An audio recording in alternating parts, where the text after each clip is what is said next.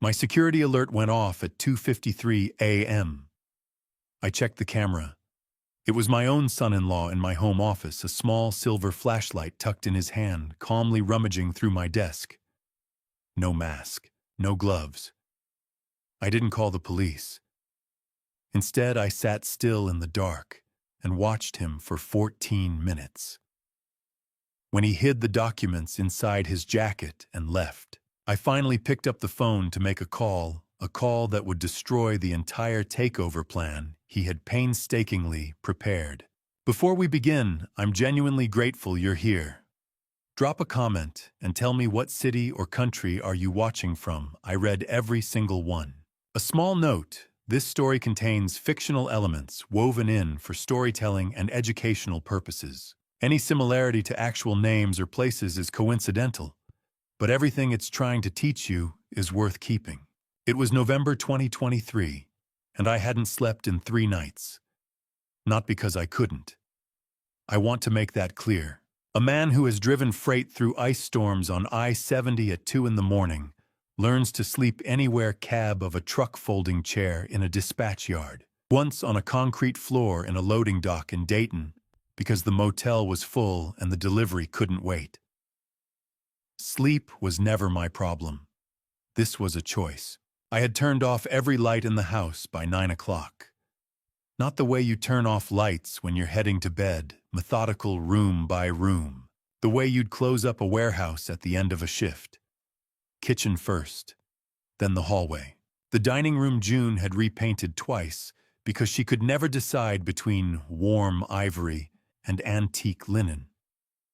The study, the upstairs landing, every switch, every lamp, every nightlight we'd put in the bathroom years ago when the grandkids started visiting more often. One by one until the house was the kind of dark that has weight to it. From the street, 14 Pinecrest Ridge looked empty. That was the point. My company truck, a black F250, the one with the Gaines freight decal on the driver's side door, had been sitting in the lot at the warehouse since 4 in the afternoon. I'd asked Ted, my floor manager, to drive me home in his personal vehicle and not to mention it to anyone. Ted has worked for me for 31 years. He didn't ask why. Men who've been in the freight business long enough learn that sometimes the fewer questions you ask, the better the load moves. The 1978 Chevy sat in the garage where it always sat, dark green chrome bumper, the engine rebuilt twice but the body all original. I'd bought it in 1979 after 7 years of driving other men's trucks, and in 44 years, I had never once used it as a daily driver. It was mine the way certain things become yours, not because you used them, but because you earned them. Anyone who knew me knew that truck didn't move unless something significant was happening. But significant, I had decided, could mean more than one thing. On the sofa in the living room, I sat with my hands flat on my knees. Under the throw pillow to my left, face down, was a tablet. The screen was dark. The camera app was running. I had tested it 3 times that afternoon. It was connected to a motion sensor I'd had a security technician install 6 weeks earlier along the south-facing garage window, the one with the old latch that was harder to see from the driveway. The sensor communicated with the tablet through a wireless signal. No sound, just a single vibration when triggered. One pulse like a heartbeat. I had thought of everything I could think of. That was all a man my age could do. 71 years old, 48 years of running freight across 5 states. I had built Gaines Freight from a single dispatch yard outside Ironwood City into an operation with 340 trucks and contracts in Ohio, Kentucky, Indiana, Tennessee, and West Virginia. I had survived recessions, fuel crises, 2 floods that took out a depot apiece, and 1 very bad winter in 2009 that nearly broke us. I was not a man who panicked easily, but 3 months ago something had started to feel wrong. Not loud wrong, not the kind of wrong that announces itself. The quiet kind, the kind that shows up as a number that's slightly off in a quarterly report. A 2-week delay in paperwork that should have taken 3 days. A question answered just a half second too smoothly. In this business, I had learned one thing above everything else: when a number doesn't add up, you don't ignore it and hope the math fixes itself. You pull the load. You check the weight. You find out what's really in the trailer. I hadn't told anyone what I suspected. Not yet. Only Roy, my younger brother, 74 years old, retired after 30 years behind the wheel, knew that something was happening. I had told him just enough to keep him close without putting him in the middle of something he didn't need to be in the middle of. Roy was the only person in my life I trusted completely and unconditionally, the way you trust the one road you've driven so many times you could navigate it in a blackout. I sat in the dark and let the house settle around me. June's scarf was still on the arm of the chair across from me, pale blue, the color she always wore in November because she said it matched the sky before snow. I hadn't moved it since the spring of 2021. Some people would say that's not healthy. Those people never lost June Gaines. The wall clock in the hallway read 10:47 when I closed my eyes. Not to sleep, just to listen. Wind against the east side of the house, the November kind, the kind with teeth. The low hum of the heating unit cycling on in the basement. Somewhere outside, a car passed on the road and was gone, then silence. The specific silence of a house that has been lived in for decades, that knows the sound of itself so well that anything unfamiliar registers like a splinter. I had been in this business long enough to know that trouble rarely comes from the direction you're watching. You spend your whole life checking the front door, and it's the loading dock on the south side that gives way. I didn't know exactly what was coming. I didn't know when. What I knew was this: I had set the stage. I had removed every reason for anyone watching from the outside to believe this house was anything but vacant. No lights, no car, no movement. A dark house on a cold November night, in a quiet neighborhood where nothing ever happened. I had made myself invisible inside my own home. And I was going to sit in that dark, in that silence, in that chair June used to read in every Sunday morning with her coffee and her library book. I was going to sit there for as long as it took. The clock moved. 10:47 became 11. 11 became midnight. Midnight became 1. I didn't shift in my seat. I had learned patience the hard way, on long hauls where you couldn't stop and couldn't speed up, and all you could do was stay the course and trust that the road would eventually deliver you somewhere. My left hand rested on the throw pillow. Beneath it, the tablet waited. At exactly 2:53 in the morning, it vibrated once. I opened my eyes. I did not move anything else, not my shoulders, not my feet, not my head. Just my eyes opening in the dark, already adjusted, already ready. With the slowness of a man who has spent 3 nights rehearsing exactly this moment, I lifted the edge of the pillow and tilted the tablet toward me just enough to see the screen without letting the glow reach the windows. The motion sensor on the south-facing garage window had triggered. Someone was at the side of my house, and whoever it was, they were moving like they knew exactly where they were going. I did not move. I did not breathe any louder than I had to. I just watched. The camera feed was grainy, the way night vision always is, that greenish-gray wash that flattens everything into shadow and outline. But it was clear enough for what I needed. A figure came through the south garage window, slowly, deliberately, with the kind of patience that told me this wasn't improvised. No crash, no alarm, just the soft resistance of a latch being worked open by someone who had thought this through long before tonight. The motion sensor caught the vibration the moment the latch gave way. One pulse against my palm. He was inside in under 40 seconds. Dark jacket, knit cap pulled low. No gloves. No mask. He swept a small silver flashlight once around the garage, a quick, practiced sweep, the kind a man makes.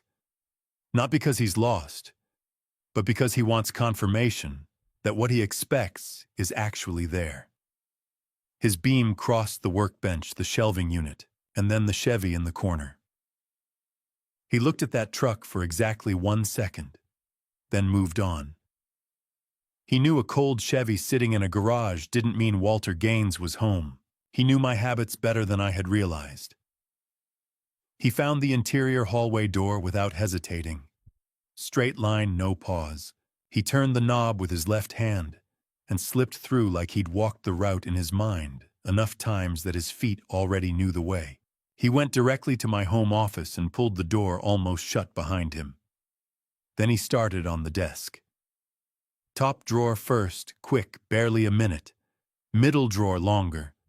He pulled folders out, set them on the desk surface, paged through them, with his flashlight tucked between 2 fingers, so his hands stayed free. He photographed certain pages with his phone. He worked the way a man works, when he's rehearsed the steps. No wasted motion, no hesitation. That might mean doubt. Whatever he was looking for, he had a clear picture of it. Bottom drawer, then back to the middle for something he'd passed over the first time. 14 minutes. I counted every one. I want to be honest about why I sat there and let those 14 minutes pass. Because some people would ask, why didn't you call the police? Why didn't you flip the lights on? Here is why.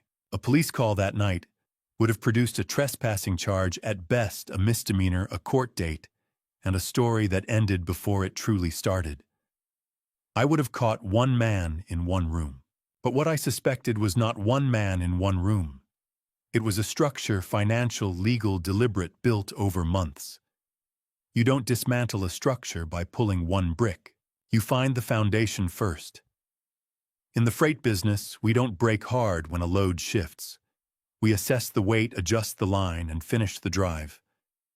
48 years had taught me that much. At the 11-minute mark, he stood up straight to check his phone. The flashlight shifted, and for just a moment, the beam caught the left side of his face. I saw the wedding ring first. Gold band, slightly wider than standard. I had watched my daughter slide it onto that finger 9 years ago in a church 2 miles from this house. On an October Saturday, while June pressed a handkerchief to the corner of her eye, and I stood in the front pew working hard not to lose my composure. Then the jaw, the tilt of his chin when he was processing something a few degrees left, like he was listening to the words rather than reading them. 9 years of that gesture across my kitchen table, at Thanksgiving, at Sunday dinners, at the visits that grew more frequent after June passed. Conrad Hale, my son-in-law, the estate attorney. He folded the documents, tucked them inside his jacket, and retraced his steps without hurrying. Hallway, garage, window, gone. I sat in the dark for 2 more hours. Not because I couldn't move, because I needed the stillness.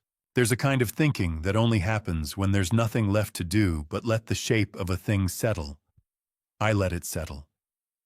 Around 4:30, an evening from 9 years ago came back without invitation. The first time Conrad came to dinner, June had made pot roast her standard welcome. He'd eaten 2 plates, complimented her twice. After they left, June stood at the sink and said quietly, without turning around, "He seems careful, Walter." I had taken it as a compliment. Standing at the edge of the living room, as morning gray began showing through the curtains, I looked at the Chevy in the garage. Bought it in 1979, age 26, 7 years into building something from nothing. I had left Driftwood Hollow at 19 with $600 and the kind of stubbornness that either gets a man somewhere or gets him killed.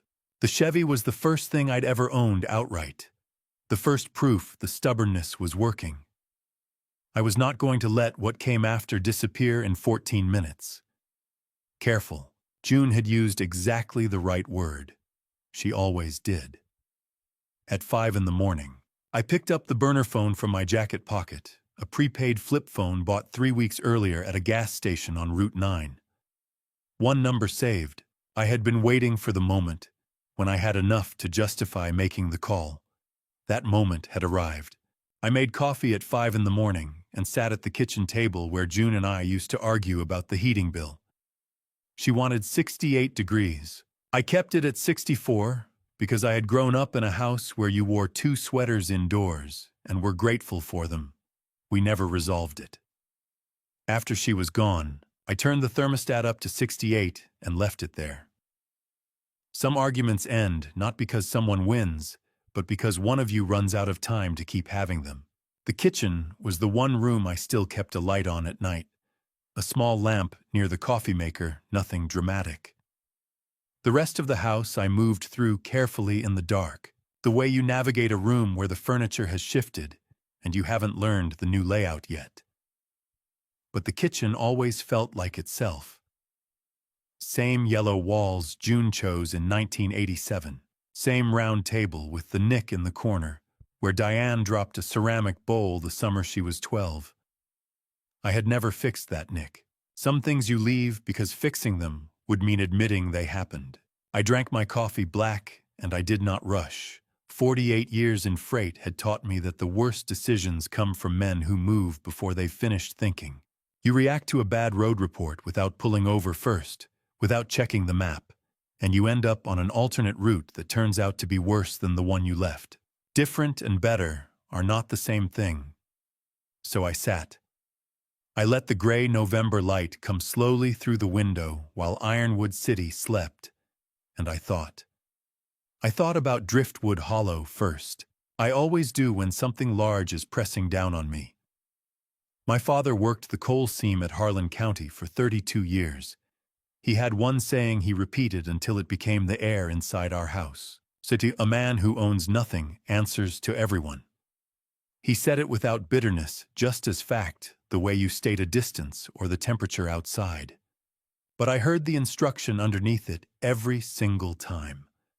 I left in the spring of 1972.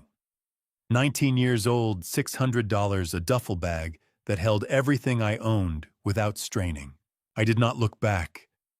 Not because I didn't love the place I did, in the way you love something that shaped you without asking permission, but because looking back felt like the first step toward going back, and going back was not part of the plan.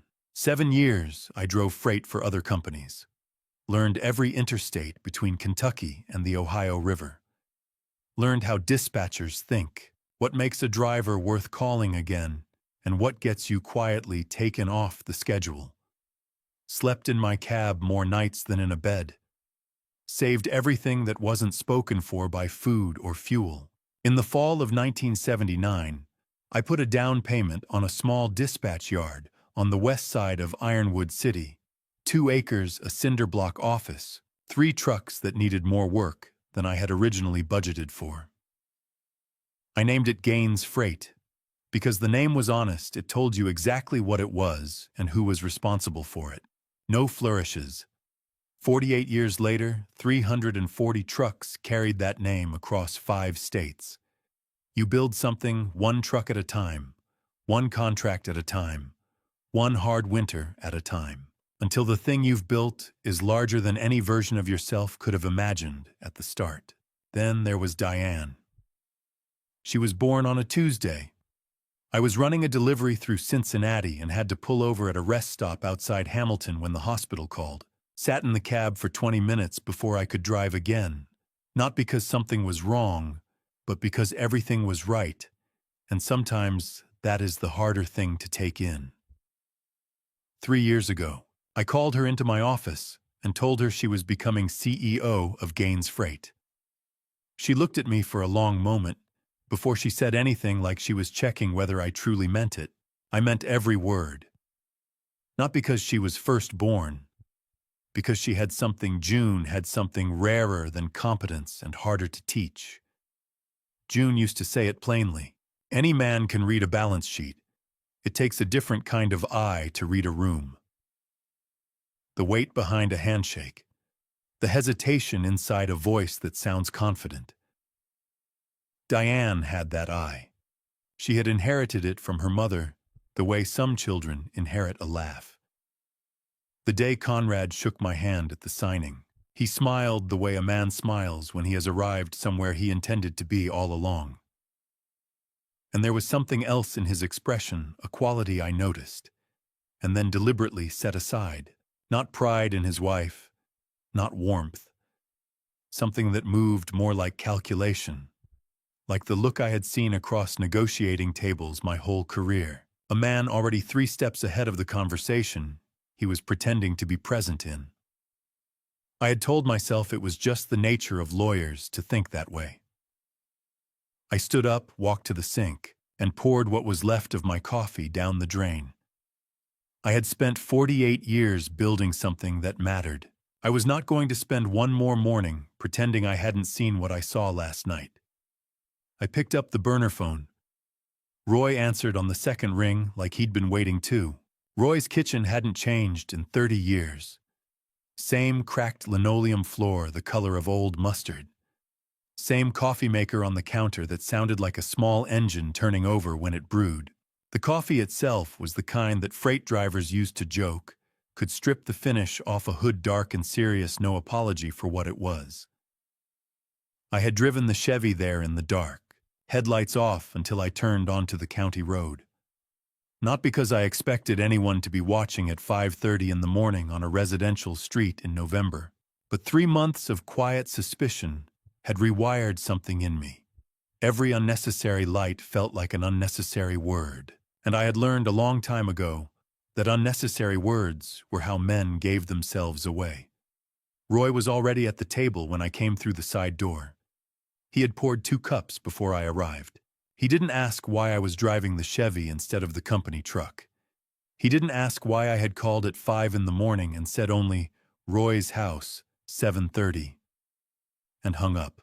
He just sat there with his hands around his mug and waited. That was Roy. 74 years old, retired after 30 years behind the wheel, more miles logged than most men see on an odometer in 2 lifetimes. He had driven tankers, flatbeds, refrigerated units through weather that would make a younger man pull over and pray. He was the kind of man who understood that sometimes the most useful thing you could do was be present and quiet and ready. He had learned that lesson the same place I had on long hauls alone, in the dark, where there was nobody to talk to, and the road didn't care about your feelings either way. I sat down across from him, pulled the tablet out of my jacket, and set it on the table between us without a word. "Watch this," I said. "All of it." I pressed play and set the tablet so Roy could see the screen. 14 minutes. I watched Roy instead of the video. I had already seen it twice by that point, and I needed to see it through someone else's eyes. He didn't react much. That was also Roy. His face stayed level, the way it does when he's processing something and doesn't want the processing to show. He picked up his coffee once midway through, then set it back down without drinking. When the video ended, he looked up. "How long have you known?" he said. "Known for certain since 2:53 this morning." I turned the tablet face down on the table. Suspected about 3 months. I walked him through it. August, I had requested a detailed statement from the legal reserve account, the one I had signed broad authority over 2 years earlier, to cover what Conrad described as ongoing legal consulting fees for a Wyoming expansion project. Standard practice, I had told myself at the time. A lawyer managing legal expenses. Nothing unusual. Conrad had taken 2 weeks to produce the statement. 2 weeks for paperwork that should have taken 3 days. He had given me explanations, a filing backlog, a junior associate out sick, a document request from a state regulatory office that had to take priority. Every excuse was plausible on its own. Together, they had a texture I recognized from 48 years of watching people explain things they didn't want explained. In the freight business, when a driver gives you 3 reasons for being late, the real reason is usually none of them. I had not confronted Conrad then. Instead, I had started watching. Quietly. The way you watch a gauge that's reading slightly off, not sounding the alarm, yet just keeping your eye on it, noting the pattern. "Why didn't you tell me sooner?" Roy asked. "Because I needed a blind spot," I said. "Conrad knows my office. He knows my house. He's been inside both enough times to know what's normal there and what isn't. But he doesn't know your kitchen table, Roy. He's never had a reason to think about it." Roy considered that. Nodded once slowly, the way he nods when something makes sense he wishes didn't. 3 weeks ago, I had hired a woman named Vivian Cross to look at the finances. She came with a background that suited the situation: 12 years as a revenue agent with the IRS before she left to work independently. The last 8 of those years spent building cases around what she called structured misdirection money, moved in ways designed to look routine until you mapped the full picture. She was 52, thorough and not easily impressed by explanations. Roy had put me in contact with her through a case she had worked with a freight broker. He knew a situation I hadn't asked for details about, and Roy hadn't offered them. All contact with Vivian had gone through the burner phone. No emails, no calls from my regular line, no meetings at any address connected to me or to Gaines Freight. She had been working quietly for 3 weeks.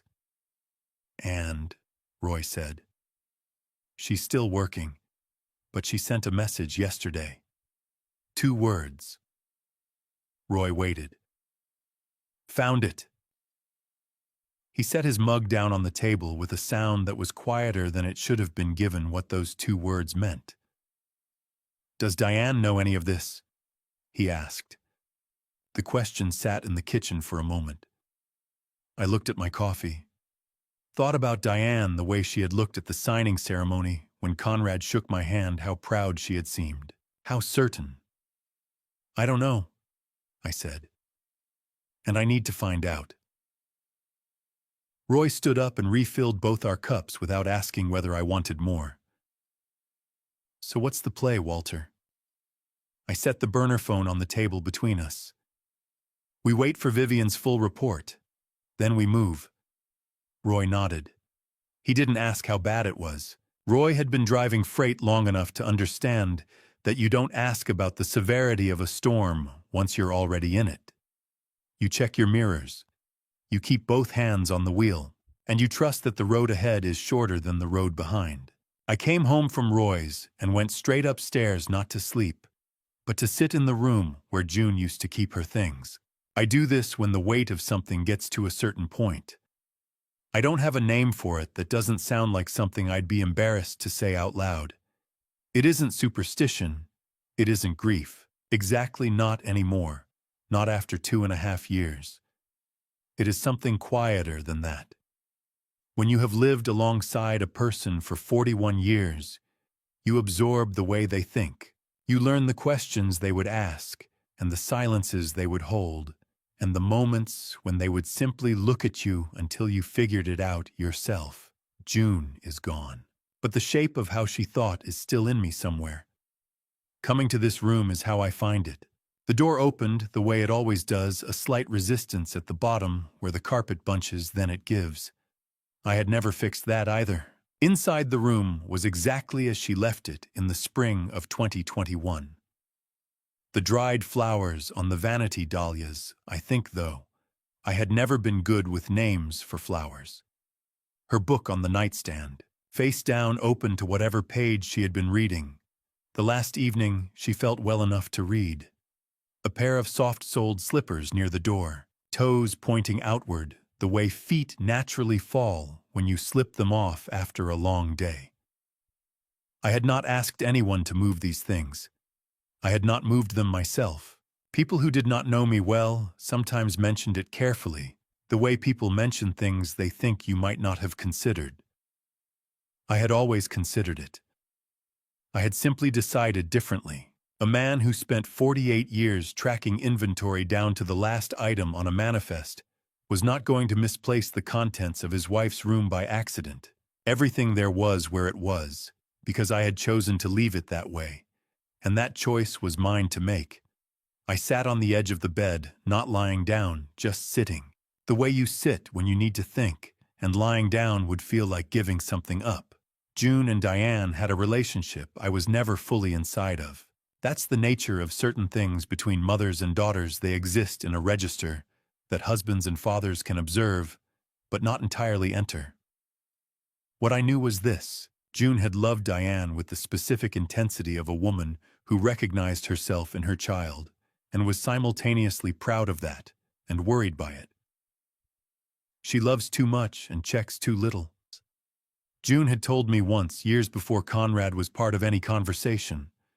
We had been talking about Diane's first serious relationship in college, a young man who turned out to be exactly as unreliable as June had suspected from the first dinner.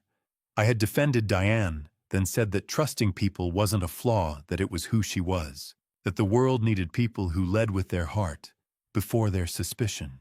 June had looked at me with the particular patience she reserved for moments when she thought I was being sentimental at the expense of being honest. "That's not a flaw," I had said. She hadn't argued. She had simply moved on to something else, which was June's way of saying she disagreed, but had decided not to spend the energy proving it. I pulled open the small drawer in the nightstand on her side of the bed. The photograph was where it always was: Diane and Conrad's wedding 9 years ago. A 4x6 print, slightly bent at one corner from years of being in a drawer. In the photograph, Diane was laughing at something just outside the frame. Conrad had his hand at the small of her back and was looking at the camera.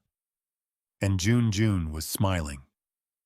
Not a polite smile, not the careful expression of a woman performing happiness for a photograph. A real one, the kind that reached all the way up. June was not an easy woman to fool. I had watched her read people across 30 years of company dinners and neighborhood gatherings and family events where strangers became regular fixtures, and regular fixtures occasionally showed their true dimensions. She had a radar that I had come to trust more than my own, because it operated on information I couldn't always name or verify: something in the posture, the timing of a laugh, the way a person's eyes moved when they talked about themselves. She was rarely wrong, so if she had smiled at Conrad like that, genuinely, fully, without reservation, then one of two things was true.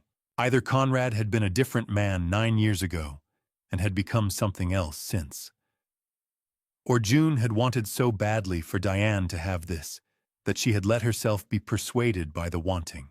I looked at the photograph for a long time. Then I put it back. What I was carrying that afternoon was not anger.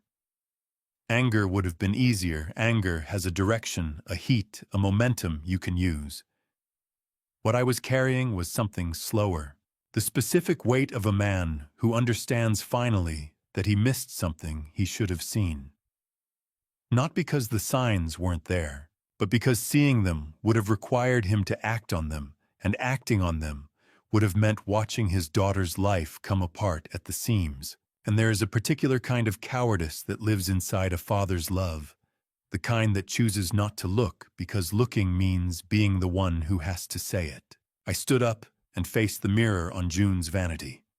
71 years old. The face of a man who had outlasted recessions and ice storms and a business that had nearly broken twice and come back both times. I had not fallen apart then. I was not going to fall apart now, not in this room. Not in front of June's dried flowers and her unfinished book and her slippers by the door. She had not built me for that, and neither had the road. My personal phone buzzed on the nightstand. A text from Caleb, my younger son, 34 years old, a family physician in Ironwood City. 3 words. Can we talk? I hadn't told Caleb anything, which meant he had found something on his own. Caleb arrived at 7, the way he always does. No knock, just the sound of his key in the lock and his voice coming down the hallway: "Dad." I had given him a key when he finished his residency and moved back to Ironwood City. That was 6 years ago. He had never abused it, never walked in unannounced at an inconvenient hour, never treated it as anything other than the thing it was permission to enter without formality. Because formality between a father and son who have both lost the same woman is a waste of the time you have left. He came into the living room with his medical bag over one shoulder, still in the dark green fleece he wore under his coat on cold shifts. 34 years old, and there were still moments the way he set his bag down, the way he looked around a room before he spoke, where I saw June so clearly it was like looking through glass at something on the other side. I had not turned on the television. There was one reading lamp on low in the corner. We sat across from each other the way people sit when they have something real to say and don't want anything else competing for the space. "You texted me," I said. "What did you want to talk about?" He was quiet for a moment. Caleb has always been careful with words, not hesitant, just precise. He became a doctor for the same reason he had been good at everything that required careful attention. He understood that the gap between what someone says and what they mean is where most of the important information lives. "In January," he said, "I was at the Gaines Freight office visiting you. You weren't there, you were in the yard with Ted. I was in the conference room waiting, and I saw a folder on the table. A billing statement from something called Crestwood Advisory Group, out of Cheyenne, Wyoming." He paused. "I asked Conrad about it later.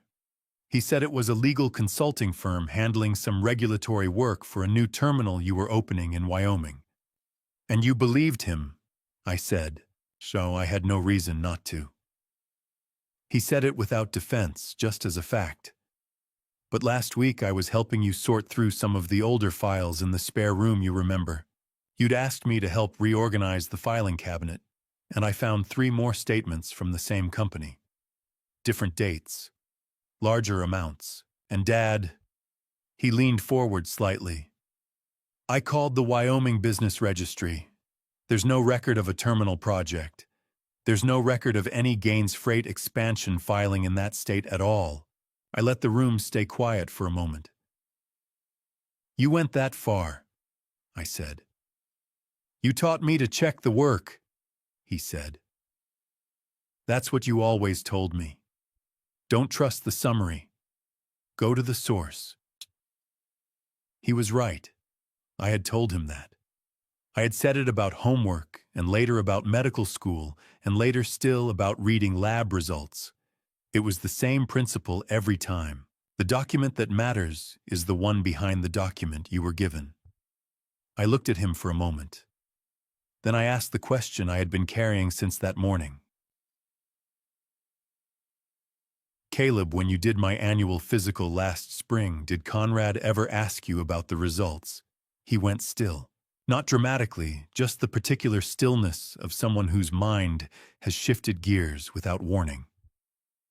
"Once," he said. "He called the office a few days after your appointment, said he'd been worried about you since Mom died, that he wanted to make sure you were taking care of yourself." He paused. "I told him your numbers were good, that everything looked normal." "That's all you told him?" "That's all there was to tell. You were fine." I nodded slowly. I did not explain why I had asked. I could see Caleb filing the question away, turning it over, beginning to connect it to the Crestwood statements in a way that hadn't occurred to him yet. That was fine. He would get there. Caleb always got there. I told him what I could. Not all of it I had learned early in my career, that you share information in proportion to what someone needs to act, not in proportion to what you know. I told him I had concerns about certain financial transactions and that I had hired someone to look into them. I told him the name Vivian Cross and described her background in broad terms: former federal investigator, now independent, experienced in cases where money moved in ways designed not to be followed.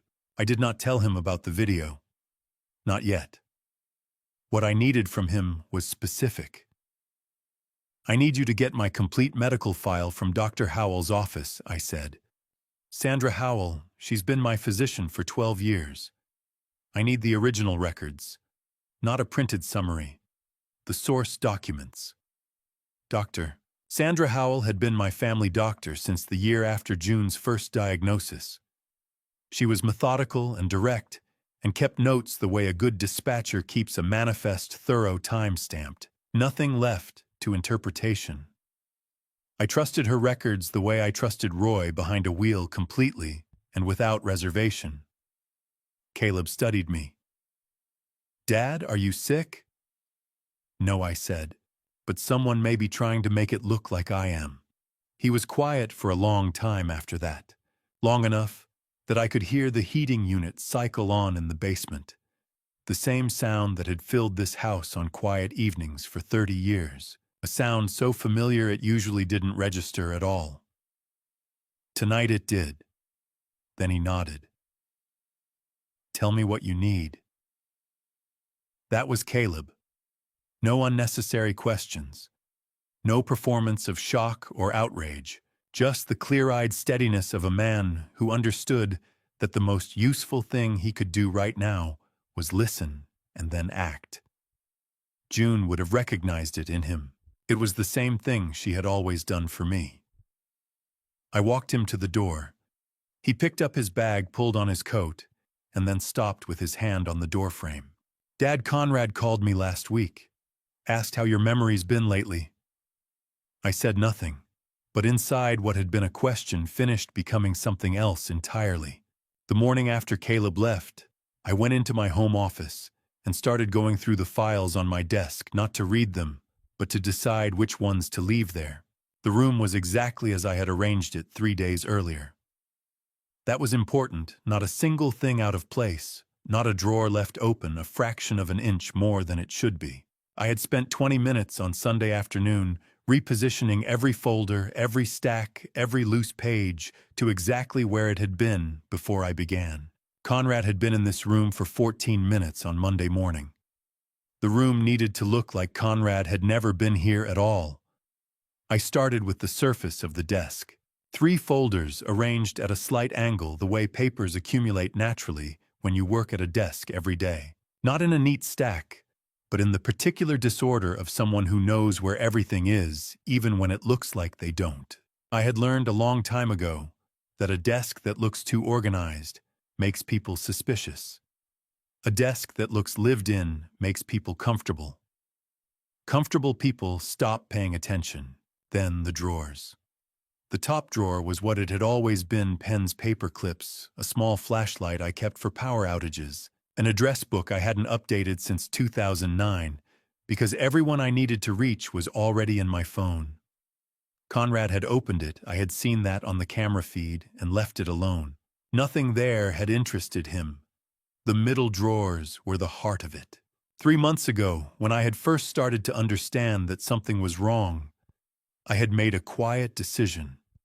I gathered every document that actually mattered: the current company contracts, the operating agreement for Gaines Freight, my will, the account statements for everything connected to my personal finances, and I moved them out of this office. Caleb kept them in his medical building, in a locked filing cabinet, in his private office. I had chosen Caleb over Roy for a specific reason. A doctor's office has its own security infrastructure, its own professional confidentiality, and Conrad had never shown the slightest interest in Caleb's workplace. It was as close to invisible as I could get. What remained in the drawers of this desk was a carefully constructed version of nothing. Old quarterly reports. The kind of dense formatted documents that look significant at a glance and reveal very little on close reading. Copies of contracts that had expired 2 or 3 years ago, unsigned, worth nothing in a courtroom.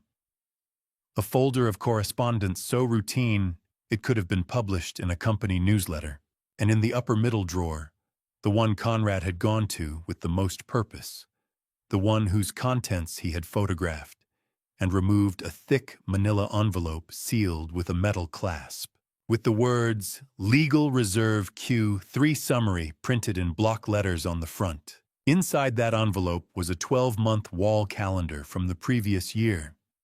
Nothing else. I had prepared it on the Thursday before, took a calendar off the wall in the spare bedroom, folded it once to fit, slid it into the envelope, sealed the clasp, and placed the envelope in the upper middle drawer where Conrad would find exactly what he was looking for. The question some people would ask is, Why didn't Conrad open the envelope right there in the office? He had a flashlight.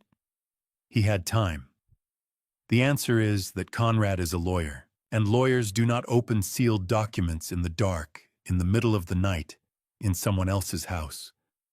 They take them, secure them, and examine them in a controlled environment where they can think clearly and document what they find. Opening a sealed envelope on site would have meant evidence of tampering if anything went to court. Conrad would have thought of that. His caution was in its way one of the things I was counting on. He had spent 14 minutes in this room taking a document that would tell him exactly nothing. He did not know that yet. That was the point. I thought about how he would approach it, probably that same evening or the next morning, sitting at his own desk, with coffee breaking the seal with a letter opener the way lawyers do, unfolding the contents carefully. The moment when he pulled out a calendar from last year instead of a financial summary, his expression would be the one thing I would have given a great deal to see. But that moment was his problem. Mine was this room.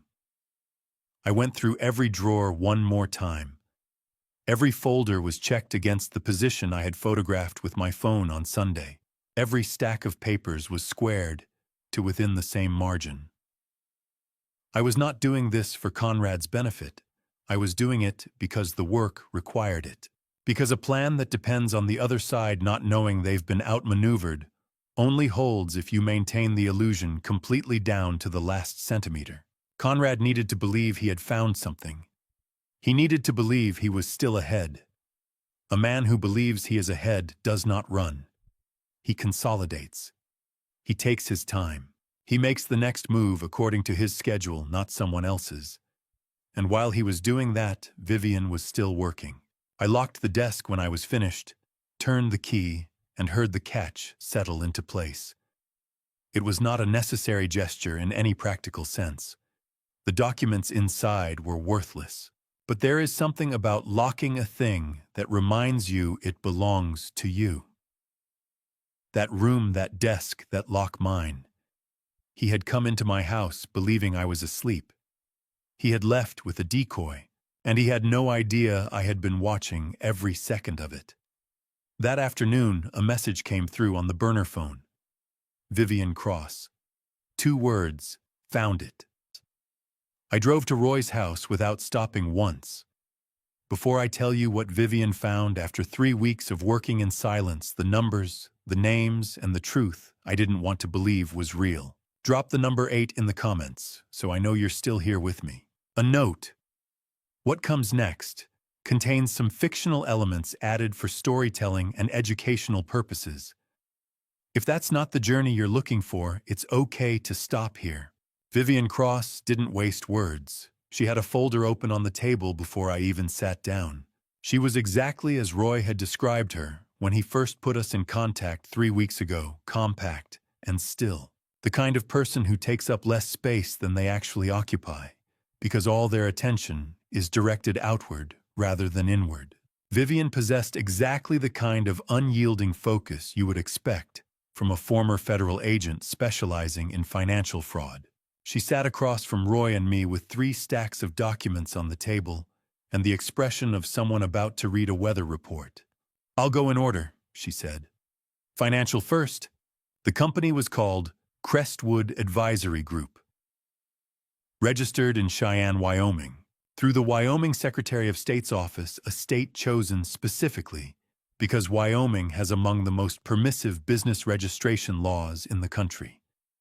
Minimal disclosure requirements. No requirement to list the names of beneficial owners in public filings. The registered agent was a law firm that processes hundreds of such incorporations annually and asks no questions beyond what the paperwork requires. The sole listed principal was a man named Brendan Hale, Conrad's younger brother, an accountant based in Cheyenne, who according to Vivian's research had no clients of record, no professional website, and no verifiable business activity beyond serving as the named officer of 3 similarly structured LLCs over the past 4 years. Crestwood has no employees, Vivian said. No office address beyond a registered agent mailbox. No contracts, no service agreements, no deliverables of any kind in any public record. It exists on paper and nowhere else. What it did have was a bank account. And into that account, over a period of 9 months between August of 2022 and April of 2023, a total of $420,000 had been transferred from the Gaines Freight Legal Reserve account. The transfers had been structured carefully. Under federal banking law specifically, the Bank Secrecy Act, financial institutions are required to file a currency transaction report for any cash transaction exceeding $10,000. To avoid triggering additional scrutiny, Conrad had not moved the money in large wire transfers. Instead, each monthly movement had been broken into multiple smaller transactions, none of which individually crossed the reporting threshold. This practice, deliberately structuring transactions to avoid federal reporting requirements, is itself a federal crime, separate from and in addition to whatever fraud underlies it. He wasn't just stealing, Vivian said. He was structuring. That's a Title 31 violation. It carries its own penalties independent of the underlying conduct. Of the $420,000 received by Crestwood, Brendan Hale had retained 33,608%, paid to himself in a series of small transfers over the same period. The remaining amount had been wired to an account at a private bank in the Cayman Islands.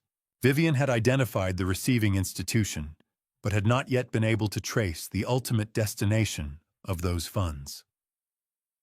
"The Cayman account is the wall," she said. "I can see the money went in. I can't yet see where it went from there. But the structure of the transfers, the timing, the amounts, it's consistent with funds being held for future use rather than spent, and whoever controls that account was waiting for something." Roy set his coffee cup down. He didn't say anything. Vivian moved to the second stack. Conrad was preparing a conservatorship petition.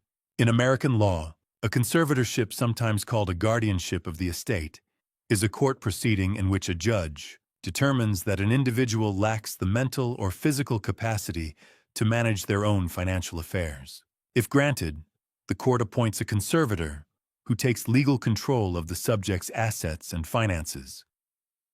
The conservator makes decisions about property accounts and business interests on the subject's behalf. The target in this case was Walter Gaines, the intended conservator, based on the documents Vivian had located through Conrad's professional filing history and communications with the Wyoming attorney who had been assisting him. Was Conrad himself acting through Diane in her capacity as CEO? "Does Diane know about this?" I asked. Vivian answered without hesitation. "Oh, she knows Conrad has been planning something related to the company's future leadership. Based on what I can establish, she's aware he's been working on what he described to her as a succession framework, a legal structure for transitioning control of Gaines Freight. She doesn't know about Crestwood. She doesn't know about the money. And she doesn't know the legal mechanism Conrad is actually building." She paused. What she knows and what's actually happening are two very different things. I looked at Roy. Roy looked at the table. Vivian turned to the third stack. She unfolded a printed page, not a newspaper, but a copy of a 2016 article from a Nashville legal trade publication. The headline concerned a civil complaint filed against the estate of a retired manufacturer, 74 years old, who had signed over 90% of his assets to a series of holding entities over an 18-month period beginning in 2014. The assets had been transferred through a series of voluntary asset transfer agreements contracts that on their face bore every appearance of freely given consent. The attorney who had structured and executed those transfers was listed in the complaint as a material witness. His name was Conrad Hale. No criminal charges had been filed. The civil complaint had been settled out of court under a confidentiality agreement. Conrad had not been disbarred, had not lost his license, had not faced a formal disciplinary hearing. What he had done was legal enough technically that the system had not been able to hold him. He had left his Nashville practice the following year. By the time the dust had fully settled in Tennessee, he was already in Ironwood City, where he had met Diane. "He didn't stumble into your family, Walter," Vivian said. She said it without drama, the way she said everything as a data point, not an accusation. "He chose it." I looked at the photograph on the printed page. Conrad, 7 years younger, in a suit that fit him well, standing outside what appeared to be a courthouse, smiling the way people smile when they know a camera is on them. "Diane doesn't know this part," I said. I said it slowly, to myself as much as to the room. Not a question. A clarification for my own benefit, so I would not confuse the two things when I needed to think clearly about her. "She knows he has a plan. She doesn't know he has done this before." Roy said nothing. He understood the distinction. Vivian closed the last folder and placed both hands flat on top of it. "There's one more thing," she said. "He paid someone, a doctor. $18,500 transferred to a private account belonging to a Dr. Philip Weston, licensed in another state. I don't yet know what the payment was for, but I will." I drove home alone that evening. Somewhere on the road between Roy's house and Pinecrest Ridge, something shifted in the way I was holding all of this. It stopped being about $420,000. It stopped being about Gaines Freight. It became about something that sat much closer to the center of a man, the part of him that exists before the company, before the money, before everything he built, the part that has only his name on it and nothing else. Loretta Sims had retired from the bench 4 years ago. She still kept an office because, as she had told me once, retirement is for people who no longer have anything worth fighting for. The office was on the 4th floor of the Meridian Building, 6 blocks from the Ironwood City Courthouse, where she had spent 22 years as a civil court judge. Floor-to-ceiling bookshelves on 3 walls, the kind that actually hold books, rather than serve as decoration case reporters, statutory compilations, treatises on estate law and elder rights that were dense enough to use as ballast. Her desk was dark walnut broad and almost entirely clear. A woman who had presided over thousands of hearings had learned that the papers you leave out are the ones you're still thinking about, and Loretta Sims did not leave things unfinished. She had been referred to me by Vivian 6 years ago, at the tail end of a complicated IRS matter involving a freight broker. Roy had worked with a situation I had never asked the full details of, and Roy had never offered. What I knew was that Loretta had been the attorney who untangled it, and that Vivian had said simply, "She is the person you want when the other side is better funded and thinks they have more time than you do." I had kept her name in the back of my mind for 6 years.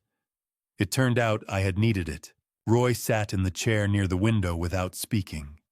That was Roy's contribution to proceedings like this, his presence, which was not a small thing. A man who has spent 30 years moving freight through difficult conditions develops a quality of steadiness that a room can feel without anyone naming it. Roy provided ballast. I was grateful for it. I laid everything out for Loretta in the order it had happened. The delayed account statement in August, the decision to hire Vivian, the camera installation, the lock change, the 3 weeks of surveillance. The video from Monday morning, 2:53:14 minutes. Conrad with a silver flashlight at my desk. Vivian's findings. Crestwood, Brendan Hale. $420,000 moved in structured transactions over 9 months, the Cayman account. The $18,500 paid to a Dr. Philip Weston, and Tennessee. Loretta listened to all of it without writing a single word. She had a yellow legal pad in front of her and a pen beside it, and neither moved. This was, I would later understand, how she listened when she was doing the real work. No notes, because notes interrupted the larger pattern she was assembling in her mind. When I finished, she was quiet for a moment. Then she asked exactly one question. Has he filed anything yet? Not as far as we can determine, I said. Then we still have time. She picked up her pen and set it down again without using it. Not a great deal of time, but enough if we move correctly. She explained conservatorship the way a doctor explains a diagnosis, plainly without softening it into something it wasn't. Under Ohio law, a conservatorship of the estate is a court-supervised arrangement in which a judge, upon finding that an individual lacks the capacity to manage their own financial affairs, appoints a conservator to handle those affairs on the individual's behalf. The legal standard requires clear and convincing evidence, typically medical testimony, that the subject cannot adequately manage property contracts or financial decisions. Once granted, the conservator holds legal authority that supersedes the subject's own. The subject cannot enter contracts, cannot sell or transfer assets, cannot make financial decisions of any kind without the conservator's approval. In practical terms, Loretta said, it is a cage built from court orders and medical records. The door locks from the outside, and once it closes, it is very difficult to open from within. She let that sit for a moment. Roy shifted in his chair. I did not. Conrad's strategy, she continued, is straightforward in its architecture. He needed two things: a medical record showing cognitive decline and a legal mechanism to exploit it. The payment to this Dr. Weston appears to be the medical component. If Weston produced a fraudulent psychiatric or neurological evaluation, one that manufactured evidence of impairment that doesn't exist, that evaluation becomes the foundation of the conservatorship petition. And if the petition is granted through a fraudulent evaluation, I asked, then you lose control of Gaines Freight, your personal accounts, your real property, and every financial decision that remains in your life potentially permanently, depending on how the order is written. She said it without inflection. Conrad, acting through Diane as CEO, would effectively control everything you have built. I looked at the window behind her. 6 blocks away, the courthouse where she had spent 22 years. I thought about what it would mean to walk into that building as the subject of a conservatorship petition, my name on a filing that described me as a man no longer capable of deciding what to do with the 48 years of work behind me. What about Dr. Weston? I asked. The payment Vivian found. Loretta nodded slowly. If Conrad paid a physician to produce a fraudulent medical evaluation for use in a legal proceeding that is not a civil matter, that is healthcare fraud under federal law. Title 18, Section 1347. It is also obstruction of justice if the evaluation was intended for use in court, and depending on how it was structured, it may constitute conspiracy. The physician involved faces criminal exposure as well. She folded her hands on the desk. But I need documentation. I need the evaluation itself, the fraudulent version. And I need Dr. Howell's original records to establish the baseline. Without both, we have a suspicious payment and nothing to attach it to. Caleb is working on the records, I said. Good. Tell him to move quickly. She stood and walked to the window. Below Ironwood City was going about its Wednesday morning traffic, moving. A delivery truck, idling at a corner, ordinary life, proceeding at its ordinary pace. You've been in the freight business 48 years, Walter, she said, without turning around. You know what a load limit is. Conrad has been running this truck overloaded for 2 years. Something is going to give. The question is whether it gives on your terms or his. Roy made a small sound that might have been agreement. I said nothing. I was thinking about load limits, about what happens to a frame when the weight exceeds what it was built to carry, and how you know, if you've driven long enough, when the road is about to collect what it's owed. I left her office 40 minutes later with a list of 3 things she needed within 72 hours. The first 2 were straightforward, the video properly documented, and Vivian's financial analysis formatted for court presentation. The third required Caleb. And I already knew, from the look on his face when he had stopped at my door 2 nights ago, that Caleb had found something he hadn't told me yet. Something he was still deciding whether to say. Caleb came back on Wednesday evening with 2 folders tucked under his arm and the expression of a man who had spent the better part of 2 days deciding how much to say. I heard his key in the front door at 8:29 p.m. I was already at the kitchen table with a cup of coffee. I hadn't touched the overhead light on for the first time in 3 nights. The kitchen felt different at night, with the light on smaller, somehow like the walls had moved a few inches inward. He set both folders on the table and pulled out the chair across from mine. He didn't take off his jacket. "I want to start with the second folder," he said. "But you need the first one first." He opened the first folder and slid a printed photograph toward me, a side-by-side comparison. On the left, a scanned copy of a medical assessment form. On the right, a screenshot from Dr. Sandra Howell's secure electronic record system pulled directly from her office database. Caleb walked me through 4 specific differences. The MOCA score, a standardized cognitive test, had been changed from 27 to 19. A score of 27 indicates normal cognition. A score of 19 suggests moderate cognitive impairment, the kind that would concern a court. A clinical note had been added that did not exist in Dr. Howell's original patient demonstrated spatial temporal disorientation during examination, unable to correctly identify current month or recall recent appointments. Dr. Howell had written no such thing. I have been recalling appointments without a calendar for 48 years. A missed medication notation appeared in the altered version, a suggestion that I had been non-compliant with a blood pressure prescription. I have not missed a dose in 6 years. Dr. Howell's record confirmed it. A minor adjustment had been made to a blood panel result. Not enough to trigger alarm on its own. Enough combined with the other changes to build a picture. Who had access to this form? I asked. Caleb looked at the table for a moment. The original lives in Dr. Howell's system, it's locked, encrypted, only accessible by her staff. But the assessment copy that gets forwarded to outside parties for legal or insurance purposes, that one passes through an intermediary, anyone Conrad designates, or bribes. I looked at the side-by-side again. Someone had taken a real document and made careful, targeted edits. Not sloppy, not rushed. The kind of changes a person makes when they understand exactly what a judge looks for in a competency petition. I set the photograph face down on the table. "Open the second folder," I said. The second folder was thinner. 3 printed pages.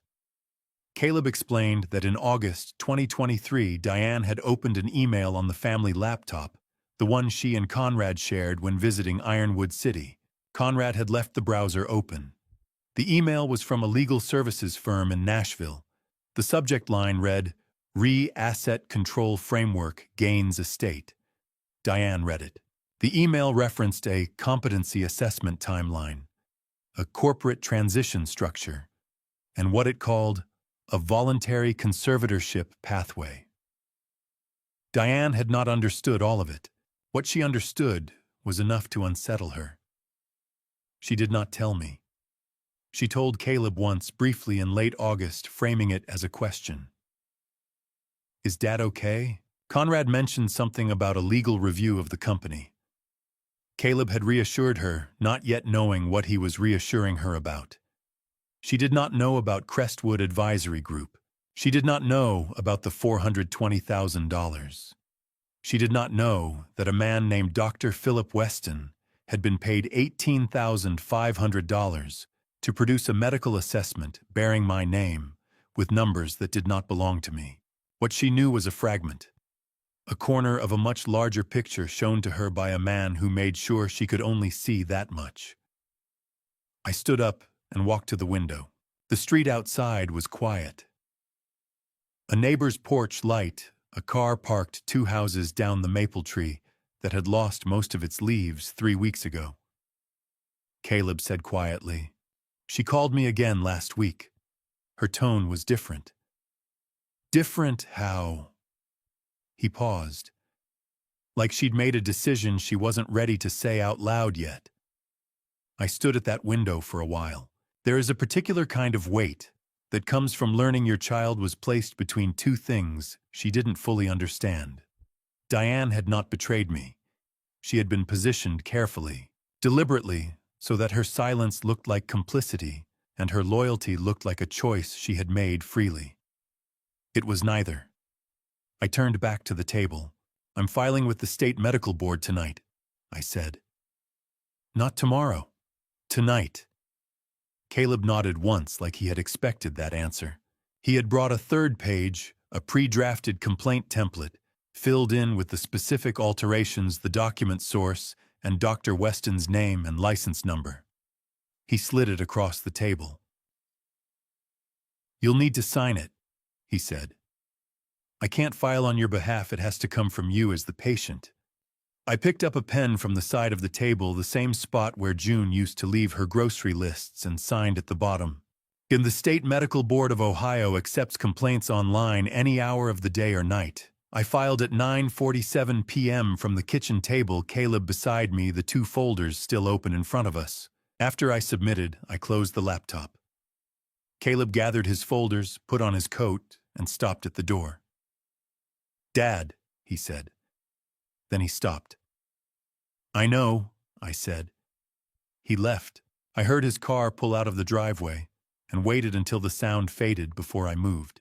I stood in the kitchen alone and thought about a Tuesday morning in September 1994 when Diane was 8 years old and June had a doctor's appointment and I had a freight run I couldn't cancel. I brought Diane along. She sat in the cab of a Peterbilt 379 for 6 hours with a book on her lap and a thermos of hot chocolate, never once complaining, watching the road the way her mother watched people. I had trusted her with the cab. I had trusted her with the company. I had trusted her eventually with everything I had built. Trust, once given to the people who matter, is not a transaction. It doesn't ask to be returned, but it is the hardest thing in the world to rebuild once the space between two people has been filled with something else. I turned off the kitchen light and went upstairs. By Sunday, every piece was in position. All that remained was deciding how to use them. Roy had cleared the coffee table sometime before 4 o'clock, moved the magazines, the remote control, the small ceramic bowl he'd kept there since Margaret passed. In its place, Vivian's laptop, Loretta's leather briefcase laid flat and open, Caleb's folder with the medical records, and my tablet with the 14-minute video still cued to the beginning. 5 chairs pulled close. 1 table, 1 direction. Vivian spoke first, the way she always did, without preamble. She confirmed that Brendan Hale's location in Cheyenne had been independently verified and that the financial flow diagram was court-ready origin pathway and the full structuring pattern mapped and documented.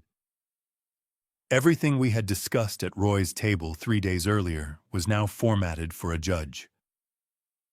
Structuring is a federal offense under Title 31. Loretta said, not looking up from her notes. Even if the Cayman account stays sealed, the pattern of transfers alone is prosecutable. Vivian nodded. Conrad knows that, which is why he needed the conservatorship in place before anyone started asking questions. Caleb went next. He set his folder on the table and spoke in the measured tone he uses when he's delivering difficult information to a patient, the voice that doesn't rush, doesn't soften, just moves forward. The State Medical Board received the complaint filing Wednesday night, he said. They opened a preliminary review Thursday morning. During the intake period, which typically runs 5 to 10 business days, the subject of the complaint is not notified. The board doesn't make contact at this stage. They review documentation only. I asked the question I needed answered before anything else that evening. Can Weston reach Conrad before tomorrow morning? Caleb shook his head. Not through official channels. The board won't issue a formal investigation order before Tuesday at the earliest. Weston won't know anything has been filed until that order arrives, and it arrives by certified mail, not by phone call. And informally, Weston doesn't know Conrad's name is connected to this. The complaint names Weston as the subject. Conrad is referenced only as the party who arranged payment. Weston would have to know to call Conrad, and right now Weston has no reason to think a complaint exists. I looked at Loretta. She said 12 hours, from tonight until 9:22 tomorrow morning. That's enough, I said. Loretta took the next 20 minutes. She had done this before, not this specific case, but the architecture of it.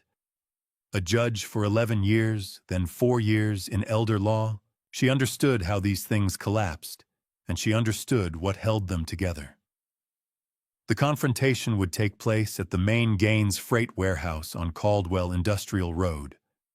Not my home, a place of business. My place of business carries a different legal weight. Conrad had a standing Monday morning management meeting at the warehouse, a schedule I had established 3 years ago, and he had never questioned. He would arrive expecting a routine meeting. He would find something else. The evidence would be presented in sequence. First, the 14-minute video from the night of the break-in, Conrad's face, Conrad's ring, Conrad's 14 minutes going through my desk. Second, Vivian's financial diagram, the 9 transfers. Brendan's 8%, the Crestwood shell, the structuring pattern. Third, the medical records, the altered assessment bearing my name alongside Dr. Sandra Howell's certified original, the 4 specific discrepancies documented and signed by Caleb as my treating physician. Fourth, the Tennessee file, the 2016 Nashville case, the 74-year-old entrepreneur, the voluntary asset transfer, the quiet departure. Conrad would be asked to sign 3 documents. The first, a repayment agreement for $420,000 structured over 18 months, with interest secured against his personal assets. The second, a formal resignation from all advisory, fiduciary, and consulting roles connected to Gaines Freight, or any Gaines family trust. The third, a written commitment witnessed and notarized, that no conservatorship petition bearing my name would be filed in any jurisdiction by Conrad or any party acting on his behalf. And if he refuses, Roy asked. It was the first thing Roy had said since the meeting started. Loretta folded her hands on the table. Then we file? Criminal referral on the structuring, fraud on the court. For the document he submitted to the Nashville attorney, and a formal elder abuse complaint with the Ohio Attorney General's office. We have enough for all 3. The room was quiet for a moment. I confirmed the trap. He took the decoy file, I said. He has 14 pages from a 2022 wall calendar inside an envelope marked Legal Reserve Q3 Summary. As of Thursday, his Nashville attorney has a copy. Loretta allowed herself a small, precise nod. Which means tomorrow morning, Conrad will walk into that warehouse believing he holds documentation that gives him leverage. He will be wrong. And when a man walks into a negotiation convinced he has the advantage, he telegraphs his entire position before he says a single word. Caleb looked at me. I looked at the table. The meeting ended just before 9. Vivian closed her laptop and packed her file box without ceremony. Loretta snapped her briefcase shut, shook my hand once, and said she'd be at the warehouse by 8:50. Caleb squeezed my shoulder on his way out the same way he did at his mother's funeral and didn't say anything, because there was nothing useful left to say. Roy and I sat in the living room after they left. The table was cleared again. 2 cups of coffee, both going cold. Roy said, "Well, June would have been proud of you." I didn't answer right away. I let that sit where it landed, which was somewhere between my sternum and the back of my throat. After a while, I said, "I'll let you know at 9:23 tomorrow morning." I drove home in the dark headlights, cutting through the November fog on Route 9. The Chevy's engine ran steady and low the way it always does in cold weather. No complaint, no hesitation, just the road and the sound of it moving forward. I thought about Conrad.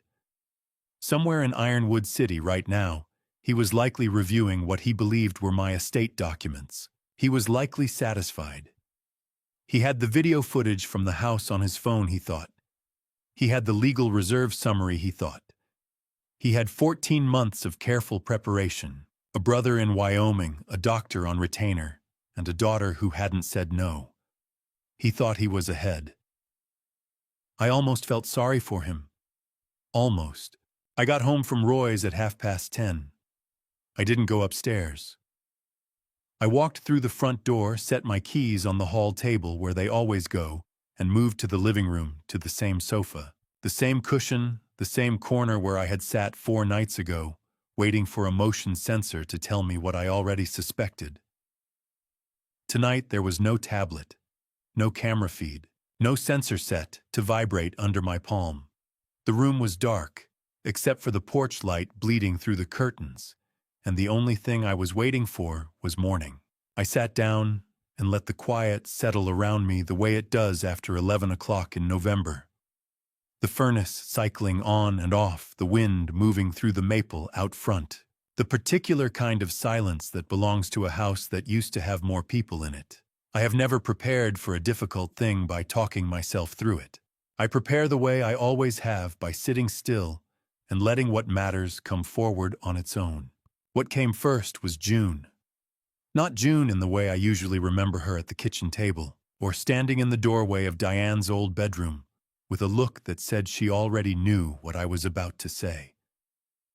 This time it was June in the hospital. The last 11 weeks.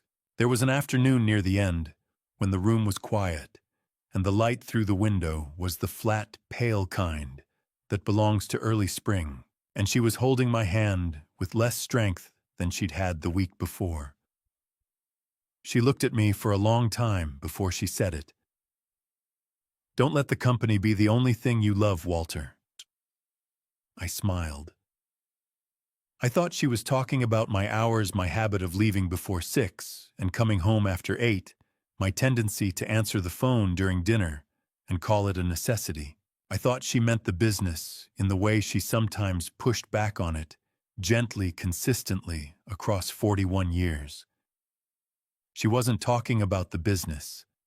She was talking about Diane. I understand that now, sitting in the dark on a Sunday night in November 2023, with 6.5 hours left before the most consequential morning of the past 4 decades. June knew the way she always knew things slightly, before I was ready to hear them, that I had built Gaines Freight into something substantial enough to become a reason to keep people at arm's length. That a man who is always building has a convenient excuse for never just sitting with the people he built it for. She wasn't warning me about overwork. She was warning me that Diane needed a father more than she needed a company, and that if I confused the two, I would lose both. The second memory came up slowly, the way water rises, no rush, no force, just the natural movement of something that's been waiting. Diane was 8 years old. It was a Tuesday night in late October. I don't remember the year exactly, but I remember the temperature, which was in the low 40s, and I remember the route, which ran west out of Ironwood City toward the Indiana line and back. A short run.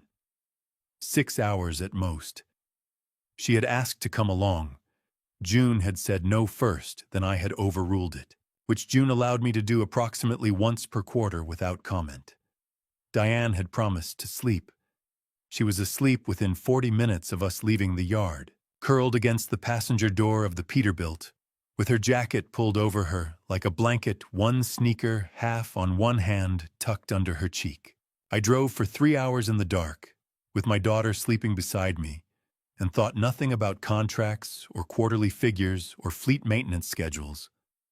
I thought, this is why I drive. Not for the loads, not for the margins. For the fact that this child trusts me enough to fall asleep while the road moves underneath her. That child is 37 years old now. She runs the company I built. She married a man I welcomed into my home, into my business, into the family meeting, where I introduced him to every person whose livelihood depends on the decisions we make together. And that man spent 14 months building a legal structure designed to remove me from everything I spent 48 years constructing, using my daughter as the instrument, because he understood that she was the one thing I would never move against directly. Tomorrow I am going to sit across a table from him and dismantle what he built. Not because of the money is recoverable. Not because of the legal mechanism, the conservatorship petition was never filed and will never be filed now. I am going to do it because of the 8-year-old asleep in the cab of that Peterbilt. Because what a father owes his daughter is the truth, even when she doesn't know yet that she needs it. I have been asked by Roy, by Loretta, and in a different way by myself, why I chose not to pursue criminal charges. The answer is not complicated. If Conrad is convicted of a federal offense, Diane spends the next several years as the wife of a convicted felon. Sophie grows up with that attached to her name, to her father's name, to every form she fills out and every question she answers. I will not do that to them. Conrad leaving is sufficient. Conrad gone, the money returned, the legal threat neutralized. That is what protection looks like. It is quieter than justice, but it lasts longer. The clock on the mantel read 2:53 a.m. I looked at it for a moment. 4 nights ago, at exactly this hour, a motion sensor had vibrated under my hand, and I had lifted a tablet screen in the dark to find out who was moving along the south side of my house. I had already known, in the way you know things you aren't ready to act on yet.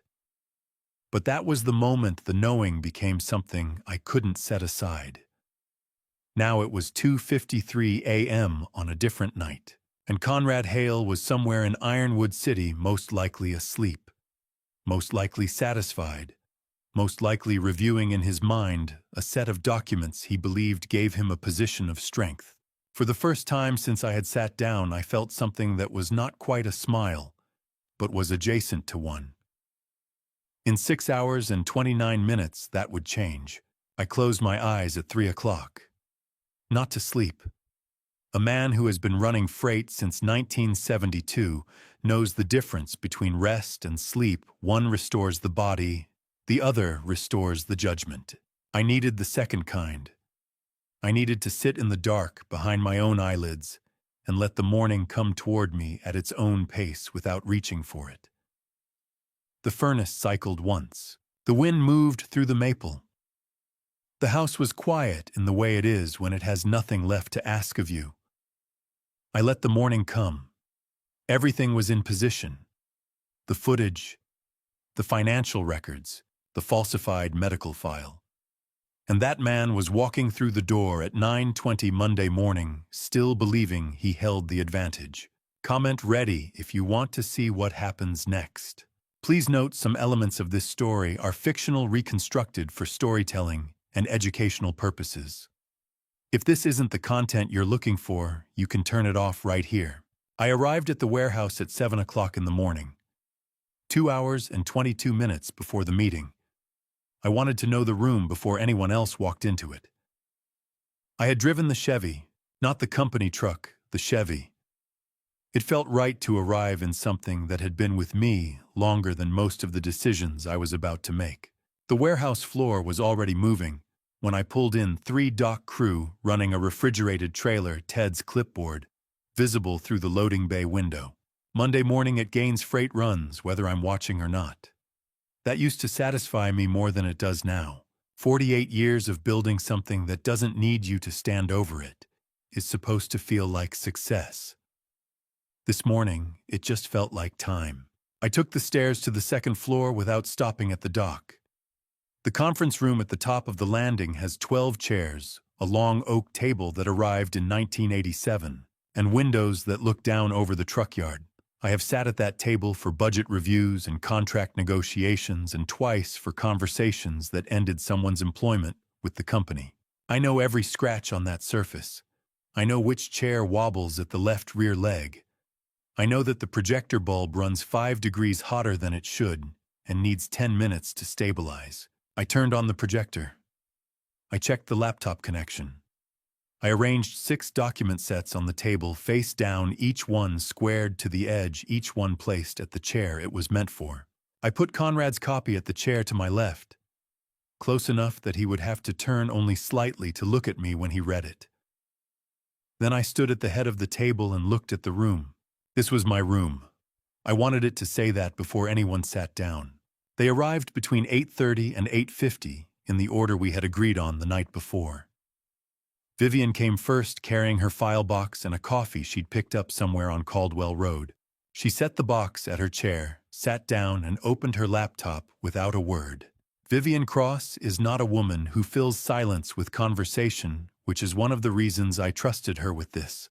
Loretta arrived 6 minutes later, leather briefcase in hand, wearing a gray blazer I had not seen before.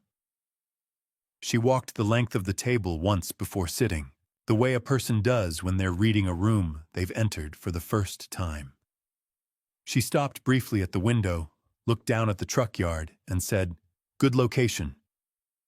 I didn't respond. She didn't need me to. Roy and Caleb came up the stairs together at 8:42, Roy with his coffee thermos and Caleb with the medical folder that hadn't left his possession since Wednesday. Roy looked around the room the way he looks at everything, steadily, without performance. He sat in the chair, 2 down from mine, and set his thermos on the table. Caleb took the seat next to the empty chair, the chair I had told Diane to take. At 9 o'clock, I went down to the loading bay to find Ted. Ted Calloway is 58 years old and has worked for Gaines Freight for 31 years. He started as a dockhand the spring after I bought the second building on the Caldwell lot, and at some point in the intervening 3 decades, he became the person the floor runs through whether or not I'm present. He knows the difference between the problems he should bring to me and the problems he should solve himself. And he is right about which is which approximately 94% of the time. I told him, "Stay at the conference room door after 9:15. No one in or out." He looked at me. "Nothing wrong?" I said. "Just a meeting that needs to finish before it gets interrupted." Ted nodded once. He handed his clipboard to the nearest dockhand and followed me upstairs without asking another question. 31 years earns that kind of trust in both directions. Diane arrived at 9:13. I had called her at 6:40 that morning. I had kept it short, come to the warehouse at 9:15, sit next to Caleb. Don't speak to Conrad before the meeting starts. I had not explained. She had not asked me to. She came through the conference room door in a dark coat, her hair pulled back the way she wears it for early meetings, a travel mug in her left hand. She stopped 2 steps into the room and looked at the people in it. Vivian's laptop, Loretta's briefcase, Roy's thermos, the 6 face-down document sets on the table. Then she looked at me standing at the head of it. Her face changed. Not dramatically, Diane does not do things dramatically, which is something she got from her mother. But the color went out of it, and the professional composure she walks into every meeting with shifted into something quieter and more careful. She sat down next to Caleb. She set her travel mug on the table and did not pick it up again. She did not ask what was happening. She already knew enough to understand that the answer was coming, and that asking for it early would not make it easier. Conrad came in at 9:20. Navy suit, gray tie, leather bag over one shoulder, the complete presentation of a man who has arrived to conduct business on his own terms. He pushed the door open with the ease of someone who has entered this room before which he has, and scanned the faces at the table with the quick professional read of a lawyer taking inventory. He saw Vivian. He knew her as a financial consultant, her cover for the past 3 weeks, and his expression registered nothing beyond mild acknowledgement. He saw Loretta Sims, I watched him place her. It took approximately 3 seconds. Former civil court judge Ironwood City retired 4 years ago. Elder law practice. The calculation moved across his face the way weather moves across an open field, visible, directional, and gone before you can name exactly what you saw. That was the first moment he understood that something in the room was not what he had expected. He looked at Diane. Diane was looking at the table in front of her. He looked at me. I was standing at the head of the table with both hands resting flat on the oak surface, looking back at him. "Good morning, Conrad," I said. "Sit down." He sat. Not with the ease he'd walked in with. He set his bag on the floor, pulled out the chair I had placed his document set in front of, and lowered himself into it with the careful movement of a man who has just realized the floor may not be entirely solid. He looked at the face-down papers in front of him. He looked at the projector screen, which showed nothing yet, just the white light of a machine waiting for input. He looked at Diane again. She did not look up. He looked at Roy. Roy was looking at the window. He looked at me. I nodded once at Loretta. Loretta reached forward and turned her own document set face up. She slid it to the center of the table with the deliberate motion of someone who has done this in a courtroom and is not in a hurry. She folded her hands. "Mr. Hale," she said, "we have some things we'd like you to look at." Conrad looked down at the first page. For the first time in the 9 years I had known him, 9 years of Sunday dinners and management meetings and the handshake. At the contract table where I gave him access to everything I had spent my life building, I watched the color leave his face. There are moments in a man's life when everything he has built, every decision, every early morning, every sacrifice that didn't have a name at the time he made it, converges into what he does in a single room. This was that room. This was that moment. Loretta opened without preamble. She pressed a key on the laptop, and the projector threw the footage onto the wall screen at the far end of the table. The timestamp read 2:53 a.m. The angle was wide, the south garage window, the interior hallway, the door to the home office. The figure in the dark coat entered at 2:53:41. He moved with the careful deliberation of a man who had thought through the space in advance. 14 minutes of footage. Loretta played it without interruption. No narration, no pauses, just the record. Conrad watched the screen, his face held. I have seen men hold their faces in difficult rooms. Before it is a skill lawyers develop the way freight brokers develop the ability to read a load board through repetition and necessity. But his hands were on the table in front of him, and at the 4-minute mark, the fingers of his right hand drew inward. When the footage ended, Conrad said, "That can be explained. Just like you can explain the 2022 wall calendar inside the Q3 summary envelope you stole," I asked. Conrad stopped. The muscles in his jaw tightened, but no words came out. Loretta folded her hands. "Everything will be explained in a moment." Vivian took over without being asked. She turned her laptop so the screen faced the center of the table and walked through the Crestwood financial diagram, the way she had walked me through it 2 weeks earlier, methodically, without editorializing, letting the numbers carry the weight. 9 transfers. August 2022 through April 2023. Each one structured below the federal reporting threshold. Total $420,000. Drawn from the Gaines Freight Legal Reserve account that Conrad administered as a state attorney of record. The funds moved to Crestwood Advisory Group, a Wyoming LLC with a registered agent address in Cheyenne, no physical office, no employees, no documented business activity of any kind beyond receiving wire transfers from a single client. "Brendan handles legitimate consulting work," Conrad began. Vivian placed a single sheet on the table without looking at him. Wyoming Secretary of State filing, Crestwood Advisory Group.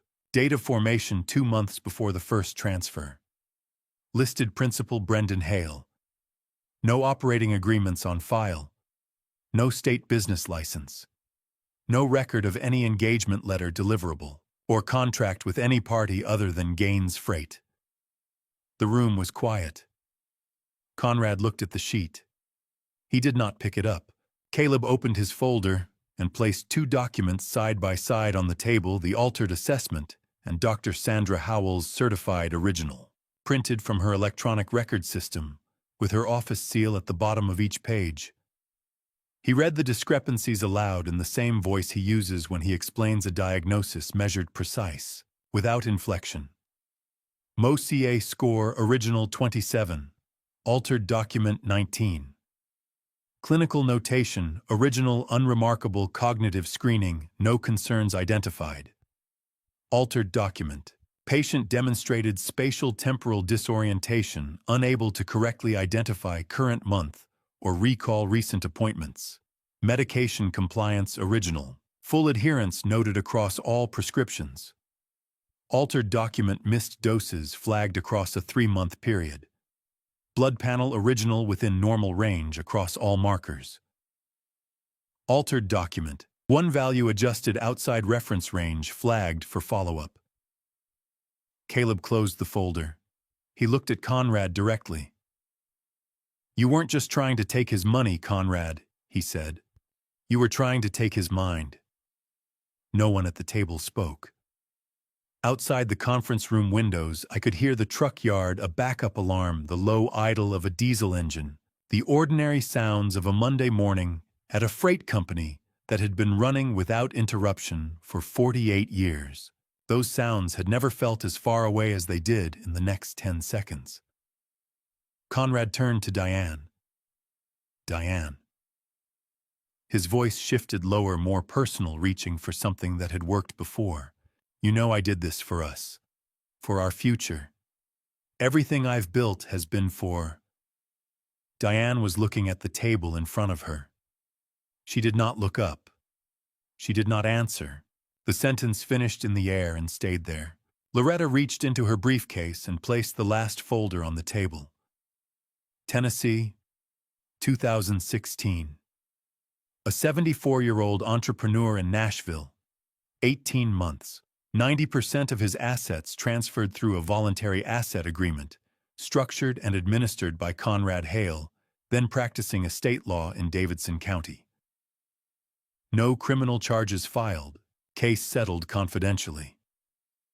Conrad had left Tennessee the following year. He had met Diane in Ironwood City 8 months after that. Conrad looked at the folder. The color that had left his face in the final seconds of Task 13 did not return. For a long moment, he was very still, the kind of stillness that is not calm but is its closest neighbor. 3 minutes passed. I know because I was watching the clock on the wall above the projector screen, the same clock that has been in that room since 1991. Then Conrad said quietly, "Oh, what do you want?" It was not a question. It was a man calculating the floor. I spoke for the first time since the meeting had begun. "In this business," I said, "one wrong number costs you. You can be right about everything else, every route, every contract, every hire, and one wrong number undoes the whole run." I looked at him steadily. "You went one wrong number, Conrad. In my world, that's enough." I slid the 3 documents across the table. The first, a repayment agreement for $420,000 structured over 18 months with interest, secured against his personal assets and co-signed by Brendan Hale as a party to the original transfers. The second, a formal resignation from all advisory, fiduciary, and consulting roles connected to Gaines Freight, any Gaines family trust, or any legal instrument bearing my name. The third, a written commitment notarized and witnessed that no conservatorship petition bearing my name or referencing my assets would be filed in any jurisdiction by Conrad Hale or any party acting at his direction. "Sign all 3, I said. Walk out. We don't call the prosecutor. Conrad looked at the documents.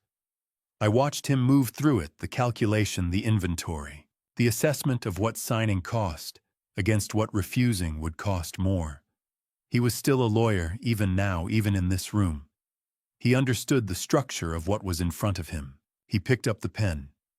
He signed the first document, then the second, then the third.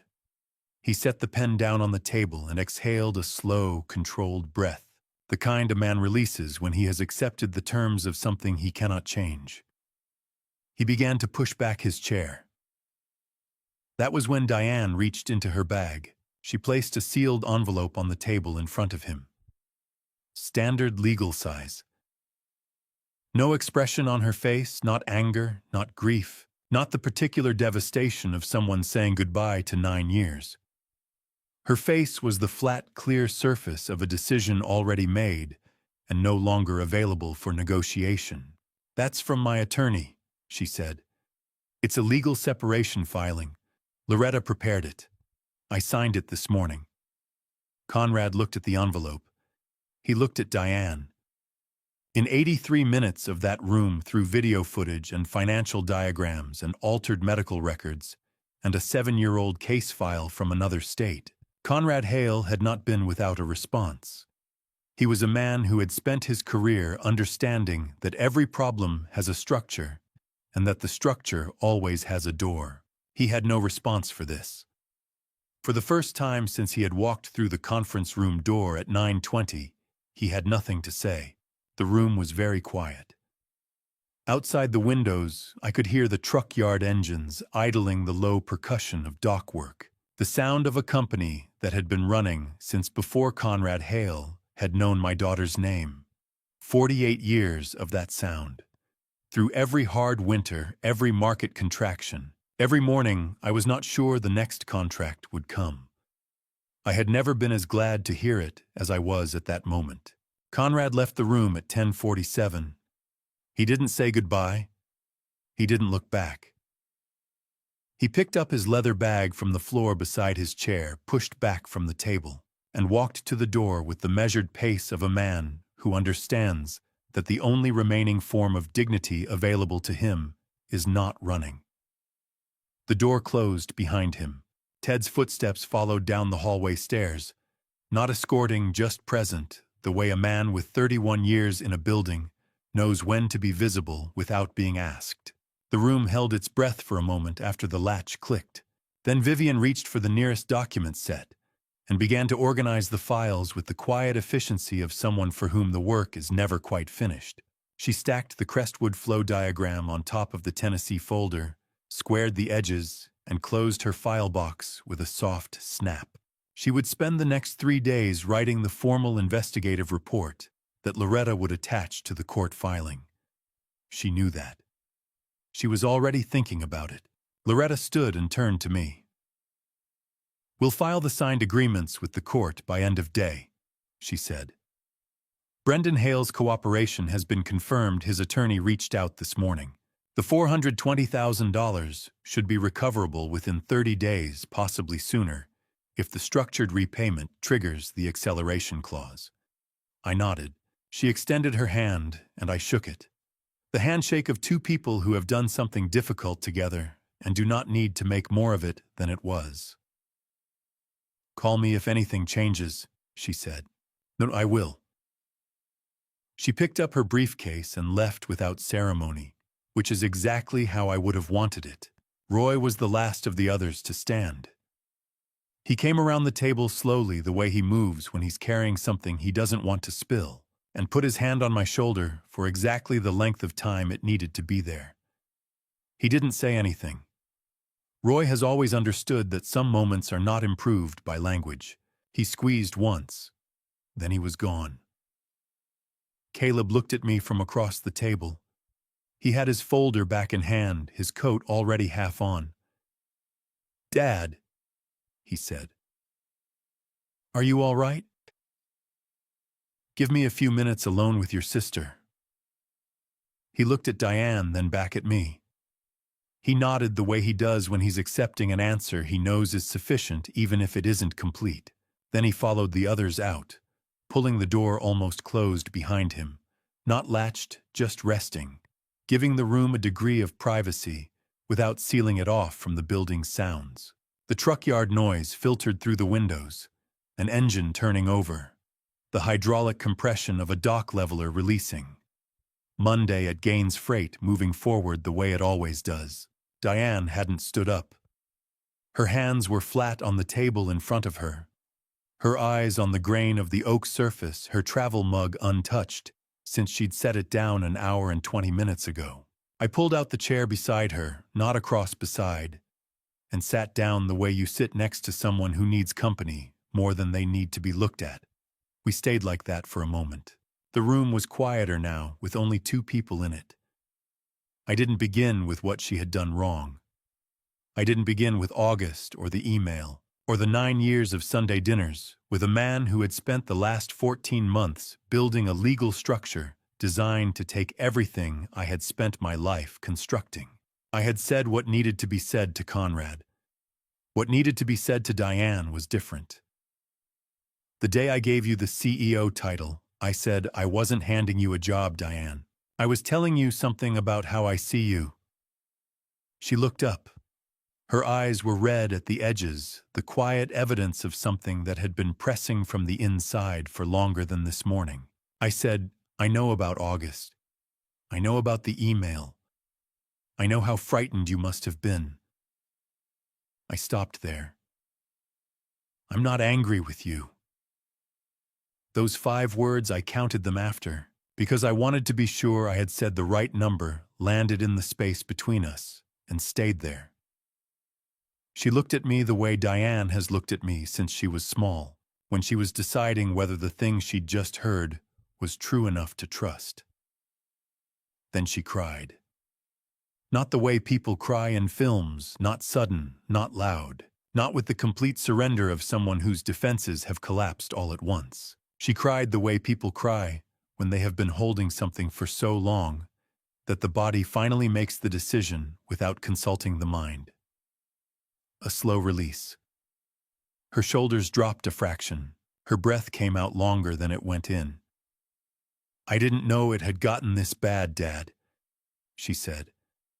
Her voice was steady, which made it harder to hear. I kept telling myself it was just business, that he was ambitious, that he was aggressive, but not like this. Not this. I know, I said. I put my hand over hers on the table. She didn't pull back. I should have told you about the email, she said. Yes, I said. But you're here now. At some point after that, I looked out the windows at the truck yard below. A loaded flatbed was pulling out through the south gate. A dock crew was breaking down a pallet near Bay 3. The operations manager, a young man named Harris, who had been with us 4 years, was moving between the bays with a clipboard, the same way Ted moved with a clipboard 20 years ago, the same way I moved with one before that. I had not cried since the hospital. Since the spring of 2021 in a room with flat, pale light and June's hand in mine with less strength in it than the week before. I did not cry loudly now. It was not that kind of moment. It was the kind where the eyes do what they need to do, while the rest of the face remains still, where the feeling is too large to stay entirely inside, but too private to perform. I looked at the truck yard, and I let it happen, and I did not explain it to anyone. What I was looking at was not a freight operation. I was looking at Diane sitting straight-backed in the wreckage of a 9-year marriage not collapsed, not reaching for anyone to hold her up. Just present. Just upright. Just her. The girl who had fallen asleep in the cab of a Peterbilt at 8 years old, trusting the road and the man behind the wheel to bring her home safely. She had found her own way home. Without me, in the end. That was the thing that broke me open quietly in that room with the truck yard outside the window and 48 years of freight sounds underneath it all. We sat there for a long time.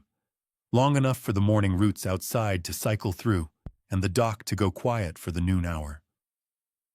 When Diane finally stood up, She looked like someone who had set down something she had been carrying so long she had forgotten it wasn't part of her own body. I recognized that feeling. It had taken me 48 years to learn it. The week following that Monday moved differently than the weeks before it. Slower in certain respects, faster in others. That is the particular way time behaves after a significant thing has shifted. It takes a while for the hours to find their regular weight again. Loretta called on Wednesday afternoon with the first update. Brendan Hale had entered into full cooperation with the civil recovery process by Tuesday noon. The $420,000 would be returned within 28 days, drawn from Brendan's personal accounts, and the liquidation of Crestwood Advisory Group's remaining assets. The Wyoming LLC would be dissolved. There would be no further legal action against Brendan provided the repayment schedule held without deviation. Loretta said all of this without ceremony, the way she delivers most things, and I thanked her the same way. Conrad had left Ironwood City within 48 hours of the meeting. Roy told me this on Thursday evening when he stopped by with a bag of groceries he claimed he'd bought too much of. Roy has been bringing excess groceries to my house since June passed. I have never once believed he accidentally bought too much. He told me Conrad had returned to the apartment on the east side of the city sometime after midnight on Tuesday. Alone. No advance notice. 2 bags and a garment carrier. He had left his key on the kitchen counter and taken nothing that wasn't already his. Roy knew this because the building superintendent had called Diane on Wednesday, and Diane had told Roy, and Roy had told me. Conrad had not contacted anyone in the family directly. He had simply gone the way a problem sometimes resolves itself, not by being confronted a second time, but by removing itself from the equation entirely. Dr. Philip Weston received formal notification from the State Medical Board on Thursday of that same week. His license was placed under interim suspension, pending criminal investigation, a process that Caleb explained when he called. Accelerates when the evidence involves falsified records submitted in a legal proceeding. The investigation would take months. The suspension was immediate and entered into the public record the same afternoon. I met with Loretta twice in the following 3 weeks to establish the Family Protection Trust. The structure places the operational and asset framework of Gaines Freight, the company, its properties, its accounts, and its future interests within a legal arrangement that cannot be accessed through a conservatorship petition or voluntary asset transfer without the unanimous agreement of 3 named trustees, myself, Caleb, and a third-party corporate trustee through Loretta's firm. The threshold for any single party to act alone is set high enough to make unilateral movement functionally impossible. I also updated my will during the same period. I added Sophie as a direct beneficiary with a protected educational fund vesting in stages from 18 to 25. It took less than an hour to sign the amended documents. It was one of the better hours I have spent in a lawyer's office in 48 years of spending such hours. Diane asked if she and Sophie could stay at Pinecrest Ridge while the legal matters settled. She didn't ask right away. It was the Friday after the meeting when she called and said it plainly, without framing it as something she expected me to negotiate. I told her the second bedroom was already made up, which was true.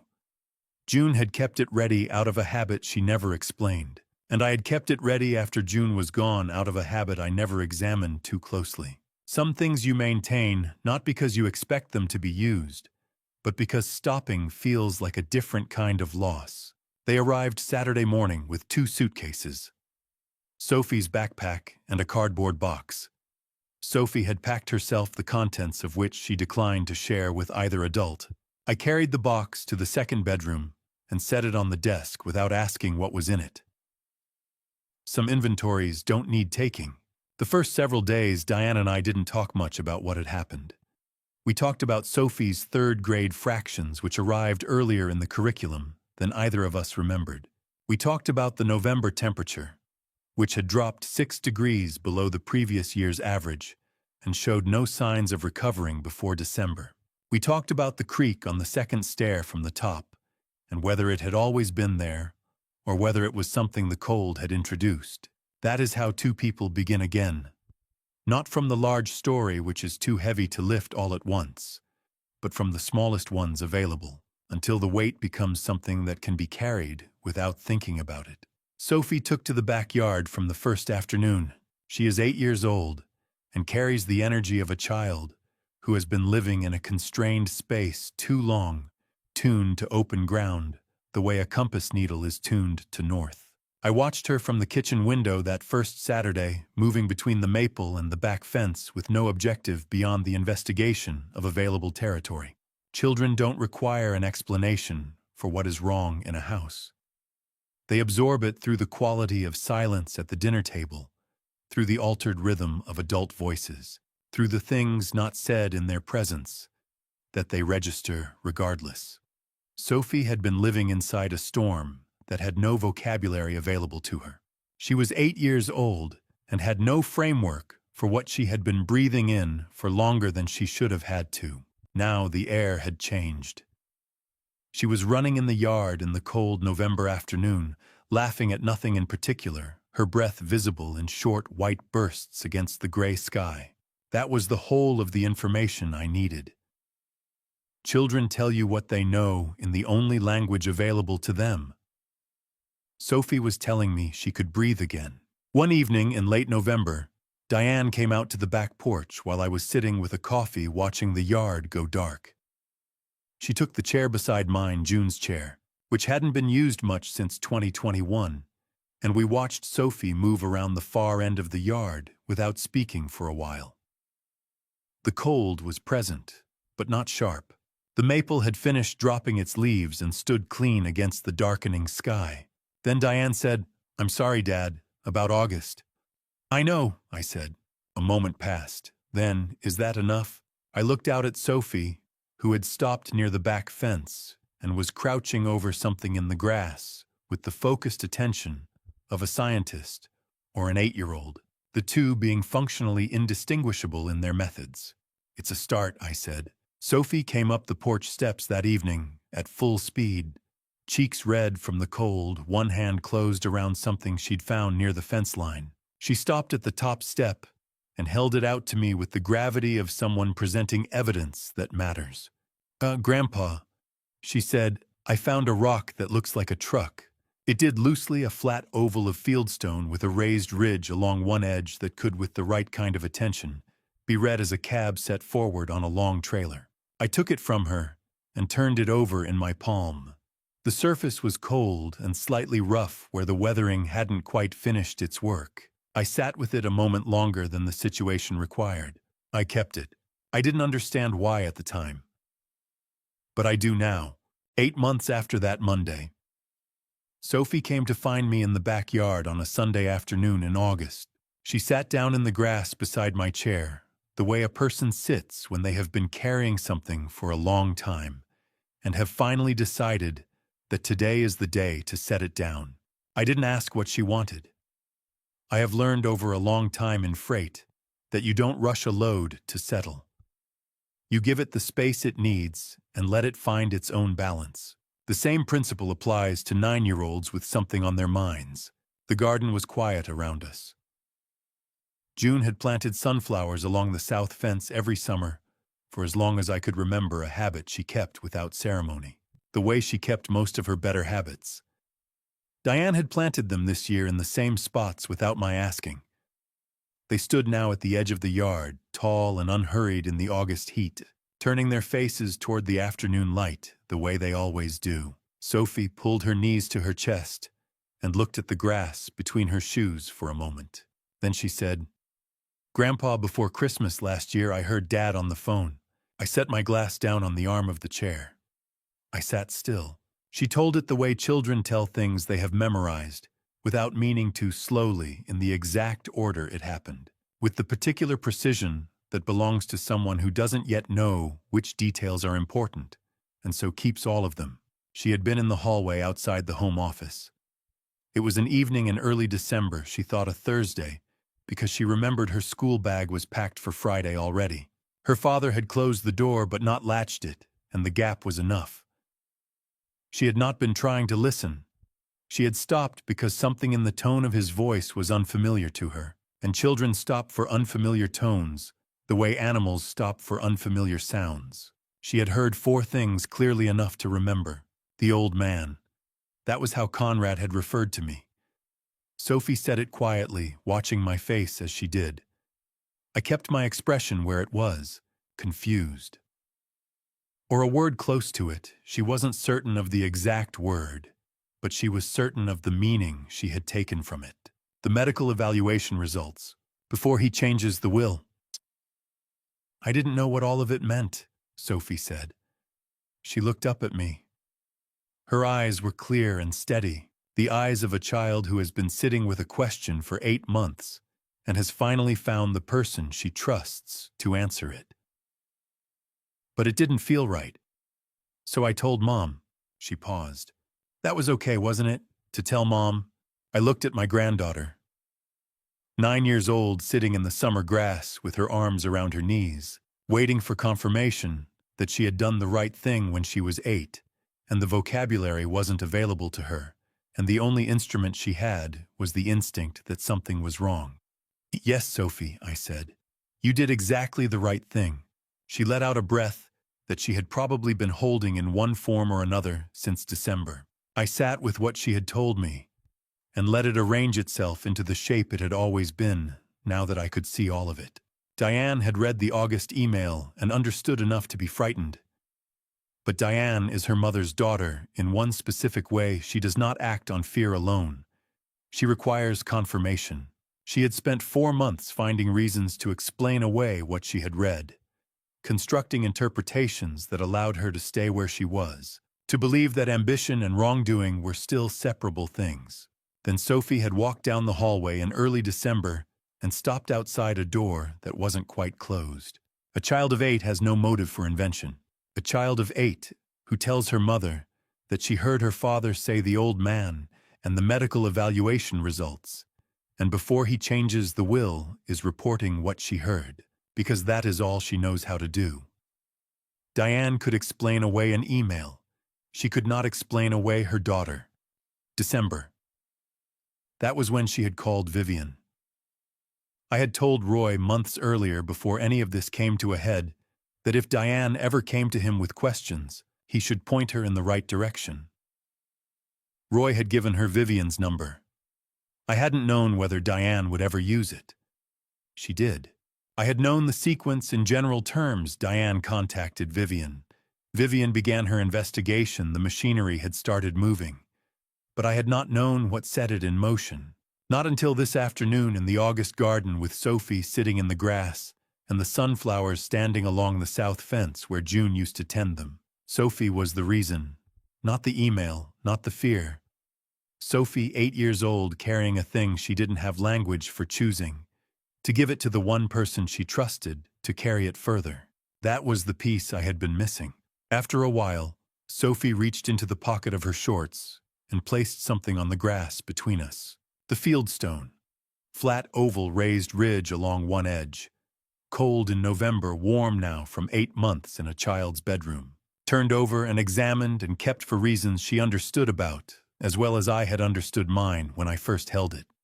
I kept it because you kept it, Grandpa, she said. I thought it meant something. I picked it up. Turned it in my hand the way I had on the porch steps last November in the dark, while the November cold came in off the yard. The surface was the same. The weight was the same. I smiled, not the careful, managed expression I had worn in conference rooms and legal offices for the past year, but the kind that arrives without instruction. It does, I said. That evening, Diane came out to the garden, and the 3 of us ate dinner outside, sandwiches and lemonade, nothing prepared with any particular intention. Sophie talked about school, about a project involving maps, about a disagreement with a friend that had apparently resolved itself by Tuesday. Diane mentioned a new contract that Gaines Freight was bidding on, a regional distribution account that would add 3 routes if it came through. I didn't say much. I didn't need to. There are evenings that are complete in themselves, not because anything extraordinary happened in them, but because everything ordinary happened in exactly the right order. This was one of those evenings. I sat in the August garden with my daughter and my granddaughter and the fieldstone in my shirt pocket and let it be what it was. This time last year, I was sitting in a dark living room waiting for something to happen. This morning, I am sitting in the backyard with a cup of coffee, and the distance between those 2 mornings is everything. The yard is different in November than it is in August. The sunflowers June planted every year along the south fence, the ones Diane put in again this past spring in the same spots, without my asking, have gone the way of late-season flowers. The stalks are dry now, bent at the top, the seed heads dark and heavy. There is something I have always respected about a plant that spends its entire growing season turning toward the light and then stands its ground through the cold rather than simply disappearing. June would have told me that was a stretch of a metaphor. She was usually right about those things. I have been reaching for her corrections more than usual this past year, in the way you reach for something that isn't there anymore, and find that the reaching itself becomes a kind of conversation. The maple has started dropping in earnest. The yard is covered in yellow and brown, that Sophie has been moving through all week, with the pleasure of a 9-year-old who has discovered that fallen leaves make a satisfying sound underfoot. She informed me on Thursday that the corner near the back fence has the best concentration and that I should not rake it yet. I have not raked it yet. From somewhere beyond the tree line, I can hear the low diesel register of the Gaines freight morning shift beginning. First trucks out of the yard at 5:40, the way they have been since 1981. 48 years of that sound. I have never once gotten tired of it. The Family Protection Trust has been in effect for 11 months. Gaines Freight's legal structure is as secure as Loretta and I could make it, considerably more secure than it was this time last year. Diane is still CEO. She has been in the role for 2 years now and has stopped asking me to review her decisions before she makes them, which is exactly what I wanted when I gave her the title. The regional distribution contract she mentioned in August came through in September. 3 new routes, 2 additional drivers, 1 more reason to keep the morning shift starting at 5:40. Caleb still calls on Sunday evenings. Roy still brings groceries he claims are accidental surplus. I used to accept these gestures the way a man accepts weather present unremarkable, requiring no acknowledgement. I understand their value differently now. The people in your life who show up consistently in small ways across years, without requiring the gesture to be noticed. I was 50 years old before I understood what that costs. And I am not certain I fully understood it until this past year. I don't know where Conrad is. I have not tried to find out. This is not because the year has softened what he did, it has not. And I am not a man who confuses time passing with debt being settled. It is because Conrad Hale is no longer part of the story I am living. The $420,000 was returned in full, the last payment arriving in early December without drama. The trust documents are signed and filed. Diane's separation is moving through the court, at the pace these things move. Conrad exists somewhere in the world that does not intersect with mine, and I have found that a person can make peace with that, not through forgiveness exactly, but through the act of turning to face a different direction and finding there is more than enough worth looking at. I finished my coffee and walked to the garage. The Chevy was where it always is, backed in on the left side, the way I have parked it since 1987. 45 years old, this truck. I bought it in 1979, 7 years after I started Gaines Freight, with a single route, a borrowed trailer, and a figure on a legal pad that represented everything I owned and was willing to lose. The truck outlasted the legal pad. It outlasted the borrowed trailer and the first building on the Caldwell lot, and 2 recessions and 1 flood. It still runs the way it should. The engine turns over on the first key in cold weather. The heater takes 4 minutes to reach temperature. The speedometer reads 2 miles per hour, optimistic at highway speed. A calibration error I identified in 1983 and have never corrected, because at this point it would feel like changing something that doesn't need changing. I didn't get in. I put my hand flat on the roof, the November metal cold under my palm. The way old paint feels when it has been through enough seasons to develop character and stood there in the gray early light. 45 years, I said. Still running. I laughed at myself quietly in the empty garage. This is something I have been doing more often this past year and have decided to take as a reasonable sign. I walked back out into the yard and looked at the house. Sophie's window was still dark. Diane's curtains were drawn. Two people asleep in rooms that were empty for too many years after Roy's Margaret after June. The house going quieter floor by floor, the way houses do when the people in them are subtracted one at a time, and the remaining person learns to stop listening for footsteps that are no longer there. It is not quiet now. It has not been quiet since the Saturday morning last November, when they arrived with 2 suitcases and a cardboard box Sophie had packed herself. I have stopped noticing the difference. The way you stop noticing warmth once you have been warm long enough, not because it becomes ordinary, but because it becomes the condition you are living in, rather than the thing you are waiting for. I am 72 years old.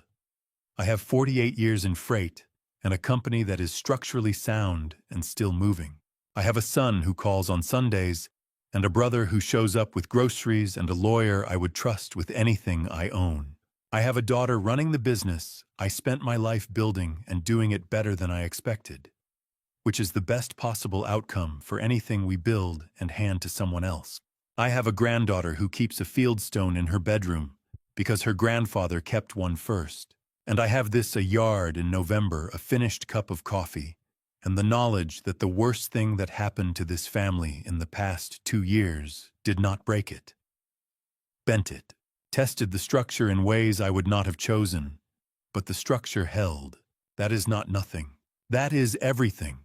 From inside the house, I heard the floor creak the second stair from the top left side, the one that announces itself in cold weather, and that I have decided not to fix because some sounds are worth keeping. Sophie, 3 minutes to the kitchen cereal, and a question I would not have an answer to which has never once slowed her down. I walked back through the fallen leaves toward the house, the morning light coming up gray and even over the roofline. The sound of the freight yard carrying faintly from beyond the tree line where it has always been. I had all the time in the world. If there's one thing I want to say to anyone who has listened this far, this isn't just a grandpa story about money or legal documents. This is a grandpa story about what a man nearly lost because he was too busy building things to look at the people he was building them for.